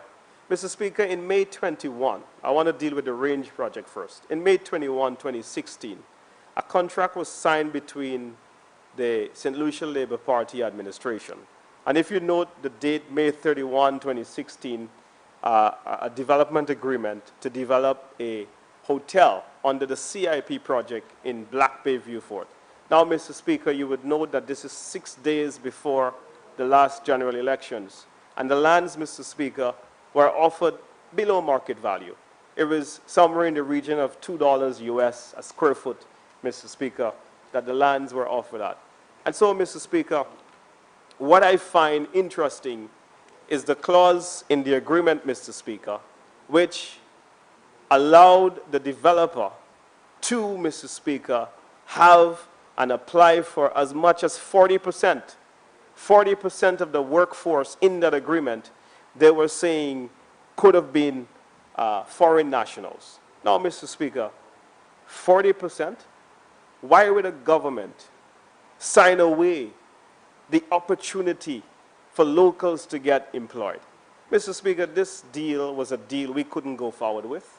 This deal was a deal, Mr. Speaker, that we had to reconstruct, and we had to say no to.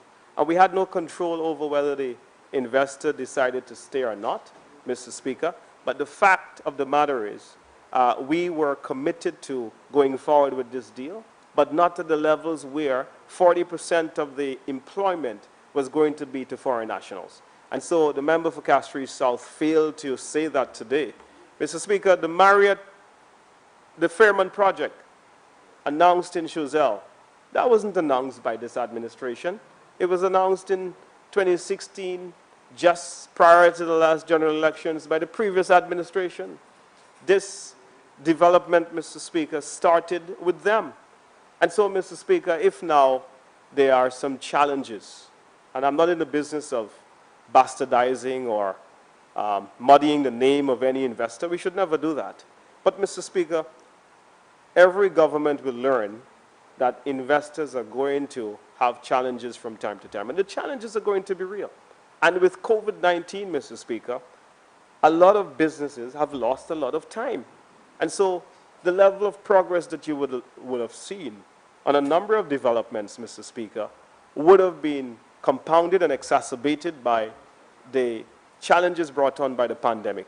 And so, Mr. Speaker, if the developer is having challenges, then I think that both administrations would have had to face and confront those challenges and do their best to try to see how they can improve the situation in those circumstances. And so, Mr. Speaker, it is cheap tonight to play political football with the names of the same foreign investors that we are going to look forward to work with, to help to develop this country. Mr. Speaker, that's irresponsible, that is short-sighted, and that is unfortunate, Mr. Speaker, and has no place, Mr. Speaker, in a modern democracy. That's not how you govern a country.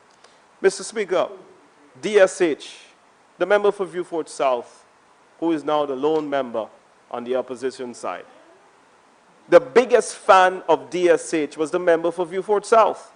Mr. Speaker, I am in possession of emails the member for View Fort South sent to T.O. King. And let me just read a few lines just to allow you, Mr. Speaker. And I can make this a document of the House. Mr. Speaker, this is an exhibit. And so, Mr. Speaker, he says, "Dear T.O., it was always good to hear from you. And I really continue to admire your commitment and passion to this investment. T.O., I understand that your proposal is on its way to Cabinet for consideration." Mr. Speaker, if you are not serious about a project, you're going to take it to Cabinet? I mean, this is the highest decision-making body in the land.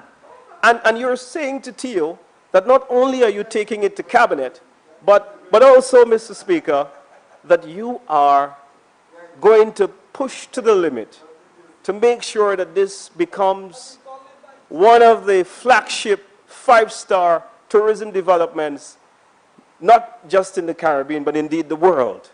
And so, Mr. Speaker, I rest my case.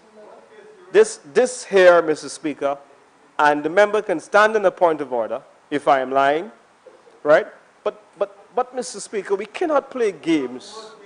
We cannot play games with the people of St. Lucia. And so, Mr. Speaker, in 2016, the government changed. The Alan Shastney administration had the foresight to see that even though the discussion did not commence with us, but the responsible thing to do for the people of St. Lucia and for the improvement of this economy, Mr. Speaker, was indeed to sit down and to listen to the discussions that have already been started with the former Prime Minister, the then member for Vieux-Fort South, still a member for Vieux-Fort South, who, Mr. Speaker, was the biggest supporter. Now, what I find to be disingenuous is all of this theatrics in public. And when in private, Mr. Speaker, you purport to do something else. Now, these love letters to Theo, right? The whining and dining is something, Mr. Speaker, that goes counter to all of the public shenanigans that we have seen. Now, Mr. Speaker, I believe that we owe the people of St. Lucia better than this. I believe, Mr. Speaker, that we need to have integrity in the way that we conduct our political affairs. And I believe, Mr. Speaker, that we have to ensure that when it comes to job creation, creating this economy, that we have to put our best foot forward. So this is not a time for flip-flopping. This is not a time for inconsistencies. But this, Mr. Speaker, is a time when we must say what we mean and do what we say. And so, Mr. Speaker, I rest my case. The biggest supporter of the DSH project was the member for Vieux-Fort South.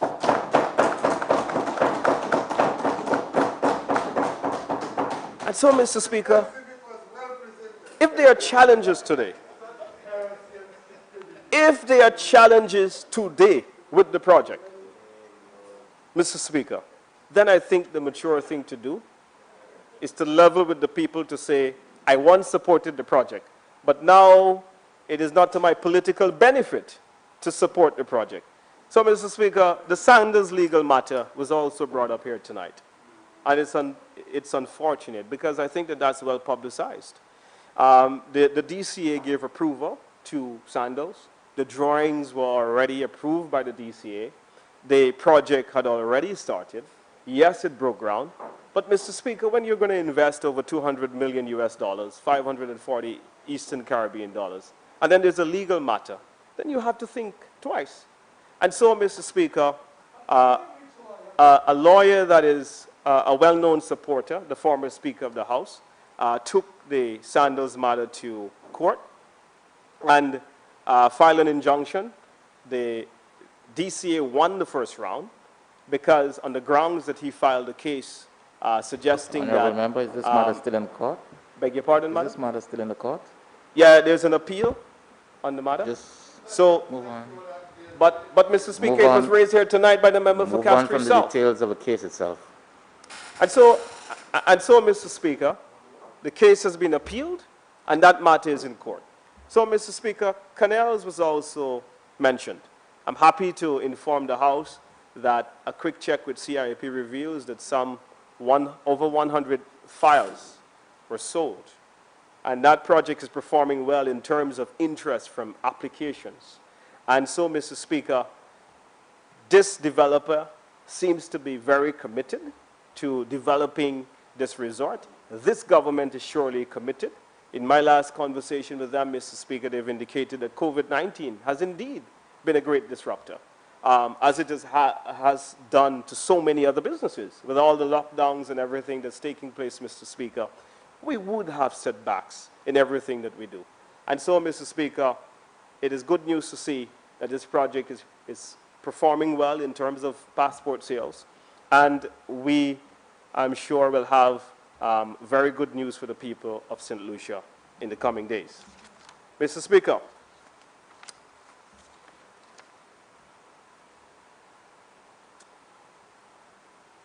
I turn now to matters pertaining to my constituency.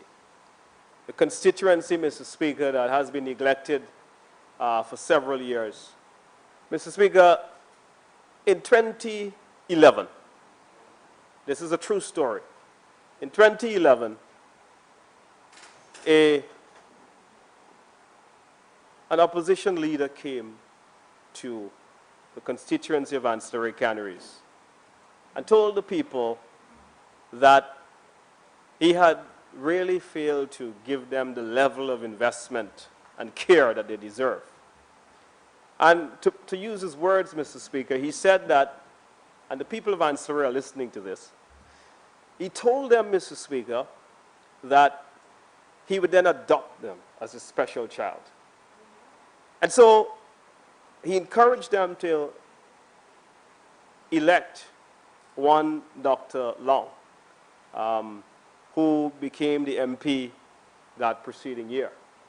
Well, Mr. Speaker, just like the letters here to T.O. King, there was more inconsistency. And the people of Ancillary, Mr. Speaker, were badly let down. Roads were bad, community centers were closed, playing fields were neglected, unemployment spiraled, Mr. Speaker. There was just a total lack of hopelessness. And so when I assumed office, there are many problems and many challenges to fix. And I sat down with my colleagues, Mr. Speaker, and I often got their sympathies, whether it's in education. I remember the Minister of Education giving me tremendous help, which I'll show you. The Minister of Agriculture supported my farmers as much as he can. The Minister of Economic Development, our Prime Minister gave significant support. The member for Castries North as well with roads. And because, Mr. Speaker, there's an abiding sympathy and there's an abiding understanding on this side that the people of Ancillary, they don't only require talk, but they require genuine care. And so, Mr. Speaker, I want to now turn your attention to some of our accomplishments and some of our plans for the future. So, Mr. Speaker, here we go.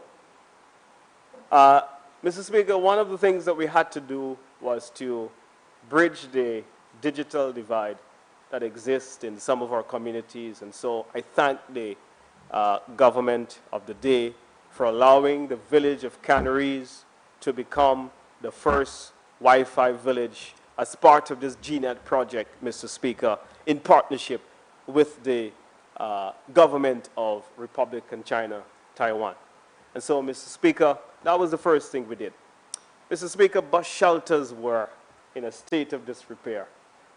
This one is in Belvedere, one of the first ones that we have done. This one here shown in Jacmel, Mr. Speaker, is among many that we had to reconstruct so that when people are going to work, Mr. Speaker, or going along their merry way, that they didn't have to confront heavy rains or the scorching heat of the sun. And so, Mr. Speaker, we did that. Mr. Speaker, and remember, you have 15 minutes in which to complete. The Jacmel preschool, Mr. Speaker, was also in a state of disrepair. In fact, Mr. Speaker, the preschool had been closed for many years. And what we had to do, Mr. Speaker, was then revert to opening the preschool in Jacmel. This is a mural, Mr. Speaker, that we have done. And I want to thank the young men of Baden and Jacmel, Mr. Speaker, for the outstanding work that they have done. And this is just part of the talent that exists. Mr. Speaker, a lot of our churches are in a state of disrepair and in a dilapidated state. And what we tried to do, Mr. Speaker, was help where we could. There were building projects at the Vanna Seventh-day Adventist Church at present. There's the Vanna Pentecostal Church as well. In addition to the Catholic churches in Ancillary and also in canneries that are in need, Mr. Speaker, of much help. And so I'm saying so my colleagues can hear me so that they can reach out, Mr. Speaker. On behalf of the team there, I want to reach out to the Presbytery project in the Ancillary Church and the roofing project in the Canneries Catholic Church and other building projects that are important to the community. The pastor of the Varna Faith Assembly Pentecostal Church would also like me to mention his congregation for some support. Mr. Speaker, we have some of the most incredible sportsmen. And, Mr. Speaker, what we're doing here is to really, where needed, this is 3 of our outstanding young cricketers going to represent St. Lucia, and I was very fortunate, Mr. Speaker, to have been able to play some little part in helping to equip these young men so that they can go and play for St. Lucia under 15. I'm very, very proud of the results and what they have been able to do, Mr. Speaker, prior to COVID-19. Mr. Speaker, a lot was said here about my cricketing abilities by the member for Dennery North, Mr. Speaker, who's not in the House, so I will let that go. But suffice to say, Mr. Speaker, that when I played cricket with him, he was referred to as the greatest all-rounder. And usually all-rounders can bat and they can bowl and they can field. But he was unique and special, Mr. Speaker. There was a tremendous distinction. He couldn't do any of the discipline. So what really happened was he became a cricket commentator, and he was better at commenting and carrying the water and doing some coaching in his later years. Mr. Speaker, this project I love tremendously. This is a young man called Ransom Records Studio. Mr. Speaker, Ransom is an amazing guy who has recorded all the hits that you know, all the popular Dennery segment songs and groovy soca. You name any big artist in St. Lucia, he has done it. And really, I really want to thank the government for reaching out in the way that they have. Because when this recording studio is completed, it will be one of the best recording studios in St. Lucia. Mr. Speaker, he's just recording a song for Patrice Roberts, and I'm very, very proud of this project. And in the coming days, Mr. Speaker, we will be able to cut the ribbon. This is in memory of a very special lady, Mr. Speaker, Mrs. de Turville, who has played a significant role in the development of music in Ancillary. This house, Mr. Speaker, was actually donated by Mrs. de Turville, who was very, very instrumental in establishing the Charles Cadet Music Orchestra, and also was very instrumental in the Sicilian Rays, very popular group, and well-known and well-accomplished and avid fan. Unfortunately, Mr. Speaker, she's no longer with us, but I'm very, very, very happy on behalf of the de Turville family to dedicate this project and to play whatever part I can to allow Mrs. de Turville's dream to come true so that the young children of Ancillary can have a place to record their music and to aspire and to hope and to dream and to be part of the creative industries. Mr. Speaker, hospitality training. My colleagues in Cabinet, Mr. Speaker, understood that Ancillary canneries needed a hand up, needed training. And so, Mr. Speaker, this is our NAPS program. And Ancillary canneries became the only other constituency that had this training apart from Viewfort in the south. And so, Mr. Speaker, I want to tonight thank my colleagues for their support. I want to thank the Office of the Prime Minister and the Ministry of Education for the tremendous role that they have played. Through this project, Mr. Speaker, we have been able to train 200 young persons within the constituency. Had it not been for COVID-19, we would have had them all on the cruise ship because, Mr. Speaker, this is them graduating. This is one of my proudest accomplishments, Mr. Speaker, developing and investing in the young people of Ancillary canneries. Mr. Speaker, two fishing villages are a very, very important part of the West Coast constituency of ancillary canneries. And here, Mr. Speaker, this is a donation of a fishing aggregate device. This is material, and the fishermen of ancillary, Mr. Speaker, have actually started the construction of the FAD so that they can improve their lot. Mr. Speaker, I want to thank my colleague, the Minister for Fisheries, Honorable Ezekiel Joseph, and member for Babonneau, for the extraordinary work he has done. We have equipped the boat through the Ministry of Agriculture with radios, and in some cases, Mr. Speaker, GPS, so that our fishermen can be safer as they go on sea to, Mr. Speaker, take care of themselves and their families. Mr. Speaker, the ICT Center, I'll be fair to the member for Vieux Fort South, and to say, Mr. Speaker, that this project started under his administration.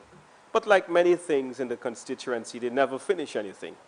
And so, Mr. Speaker, it took the Minister of Education to come and to realize that the young people of canneries and the young people of ancillary needed a place, Mr. Speaker, to go and to get access to the internet and to get access to stationary materials to help them with important projects as they pursue their education. And I want to tonight thank my colleague, the member for Micoud North, and our hardworking staff at the Ministry of Education to make sure that we find the money to fund the opening of this project. Mr. Speaker, let's keep working. Mr. Speaker, the Darrendale Community Center. Look at this center. This is after the member for Vieux Fort South went in and promised the constituency that he will make it and adopt it as his special child. Mr. Speaker, look at the state of that community center. This is what I inherited, Mr. Speaker. Who feels it knows it. Look at the state of that community center. But yet, Mr. Speaker, the constituency was told that they were going to be adopted as his special child. Mr. Speaker, but look at what the workers have done, Mr. Speaker. Look at what the workers have done. We have totally transformed. Gone are the days when the people of Millet have to be under a tree. Mr. Speaker, I attempted to have a town hall meeting. You know where we had to do it? In the early days of my tenure? On the tennis courts, on the basketball court in Vanna. And it rained so much that night, Mr. Speaker. The tents were inadequate, and we had to end the meeting. But today, Mr. Speaker, this is a spacious air-conditioned room so that we can train, so that we can have community meetings, so that we can bring about a source of pride to the people of Vanna, to the people of Millet. This is what they deserve, Mr. Speaker. Up the road, Mr. Speaker, this is the Techime Community Center. We've rehabilitated the center significantly to make sure that the people of Techime, Mr. Speaker, have a place where they too can have their training, can have their community meeting, where the youth of Techime, Mr. Speaker, can have a place where they can come together and develop themselves. Mr. Speaker, the work in the constituency continues. When we assumed office, the assembly hall at the Roseau Combined School was termite infested. And what we had to do, Mr. Speaker, was quickly spring into action.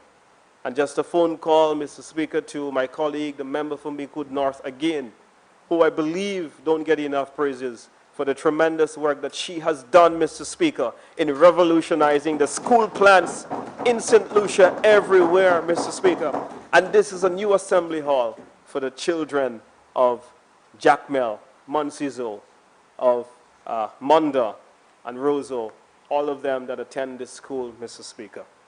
Mr. Speaker, the work in ancillary canneries continues. This is the roof that was leaking in the ancillary primary school, Mr. Speaker. Again, the member for Micoud North and the Minister of Education has delivered to the people of ancillary, Mr. Speaker, by instituting a brand new roof for the kids at the ancillary primary school. Mr. Speaker, we have since reopened the computer lab. It was closed with for several years, no computers within the facility.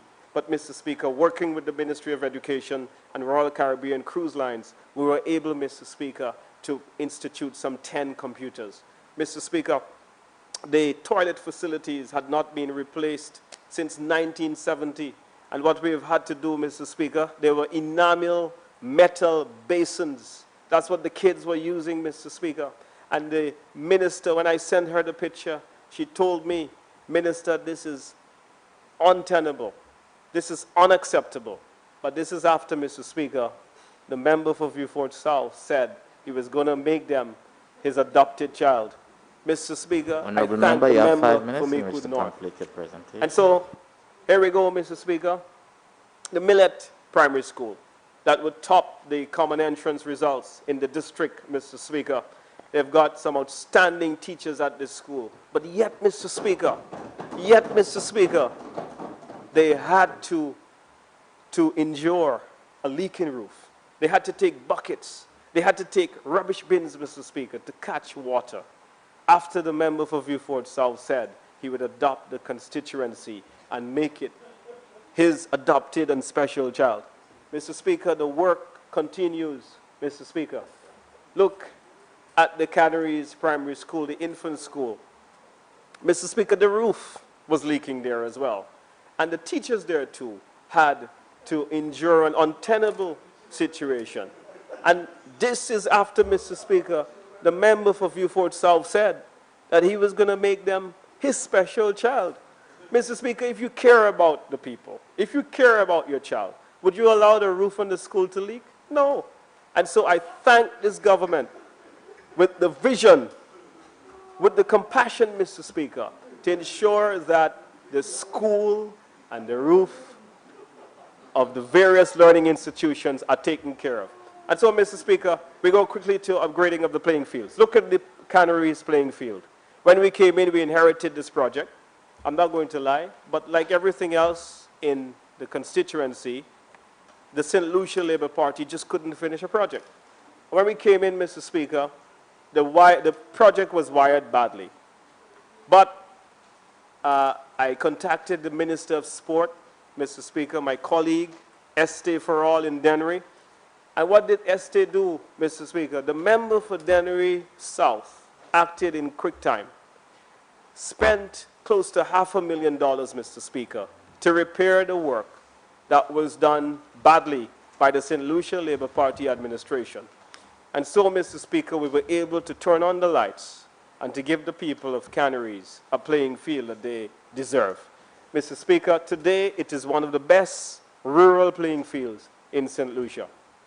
This playing field, Mr. Speaker, is the Jack Mill playing field. And this was a swamp when we inherited it. And being a farming area, Mr. Speaker, the cows and the goats would graze here. And so, Mr. Speaker, again, working with the Ministry of Sport, look at the surface on that facility with assistance from the Constituency Development Program. I want to thank all the contractors, all the labor men who have worked tirelessly to bring this field up to the level that it is today, Mr. Speaker. The second phase is the lighting phase, which will begin in the coming days. Mr. Speaker, the Vanna playing field, some of the best cricketers from Millet, Johnson Charles, Issa Gabriel, Zavri Gabriel. Just a few days ago, Mr. Speaker, we sent Kester Shalmine up to the UK to play for a club, Mr. Speaker. He is from Millet as well. Gaspar Prosper, and several outstanding national cricketers. But they had the worst playing field in the country. What we have done, Mr. Speaker, is to upgrade the playing field so that we can give the young men the respect that they deserve in the constituency.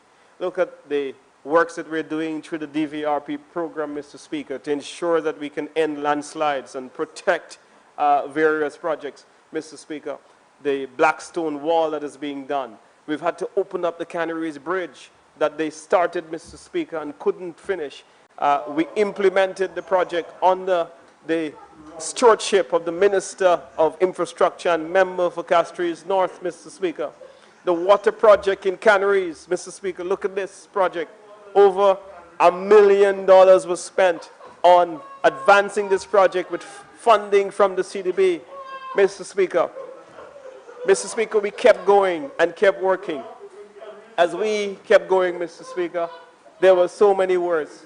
Now, here it is, the desilting of the John Compton Dam. He spoke about it. He did a lot of press conferences at the dam, told the people of St. Lucia that the water levels were dry, but did nothing about it. But, Mr. Speaker, they say easy gets it done. And what we see, Mr. Speaker, is the dredging phase is almost complete. The water supply of the people of Techime has improved. It still has some ways to go. I thank the minister. He has instituted a new pump and some extra storage capacity for the people of Techime that is right on the back door of the dam, Mr. Speaker. And we're so happy to see. Healthcare, Mr. Speaker, the ancillary wellness center, Mr. Speaker, they came just before the last general elections. And they did a groundbreaking, a soil ceremony, but they never built anything. They only do renderings and groundbreaking. We delivered this project. We delivered this project, Mr. Speaker. Mr. Speaker, concrete roads all over the constituency, too numerous to mention. There's so many of them. Mr. Speaker, I want to go back to the Cemetery Road. Come back. This is the Cemetery Road, Mr. Speaker, in Jacmel. This road, could you imagine you invite the elegant young ladies and they come to a funeral, and in their high heels, Mr. Speaker, they're stepping into mud. Do you care about a constituency when you allow it to languish in the way that the St. Lucia Labour Party has allowed it to? And that's how you're going to make them your special child? Mr. Speaker, some talk, but we work, Mr. Speaker. And that is the difference that you're seeing in all of these projects. Mr. Speaker, the Blackstone Road has been a road that has been in a state of disrepair for several years. In fact, Mr. Speaker, the people said they were paying a road tax under the St. Lucia Labour Party administration. For many, many years it was promised, but it took this administration to deliver on the Blackstone Road, Mr. Speaker.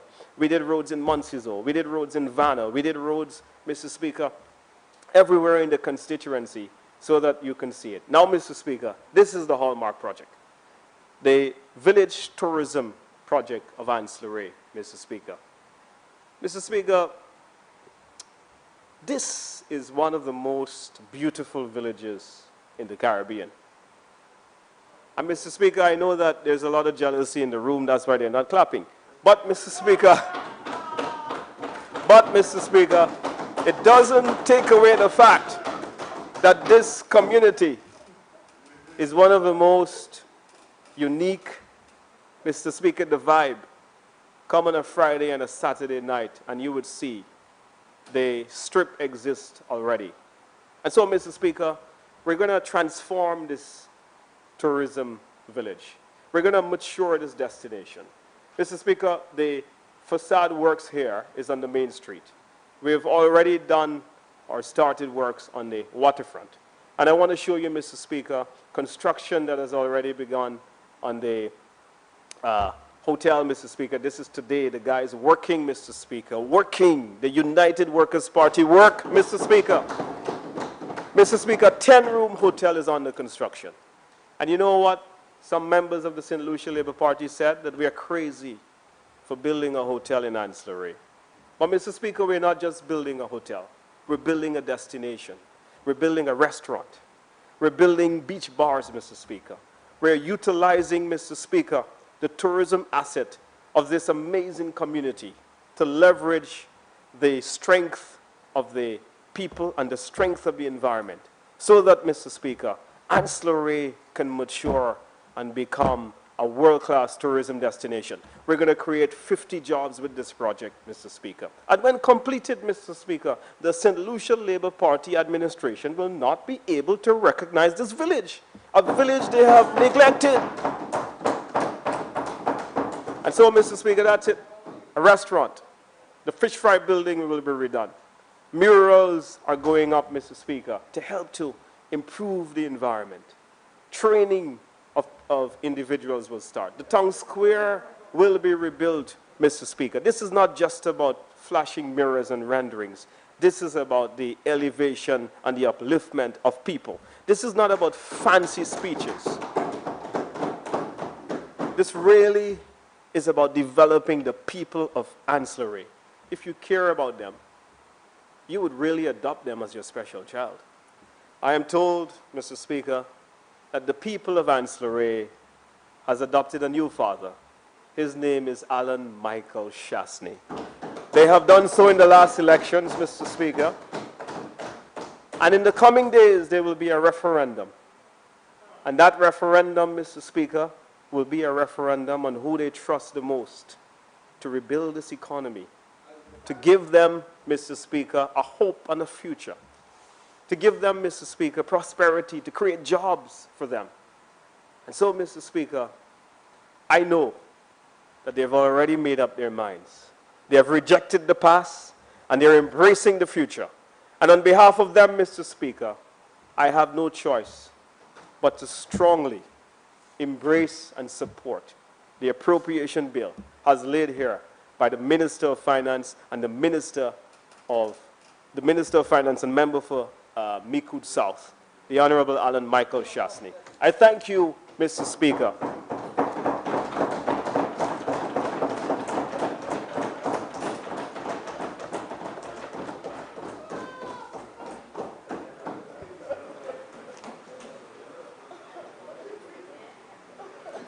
Mr. Speaker, I beg that we adjourn the House until 10 o'clock tomorrow morning.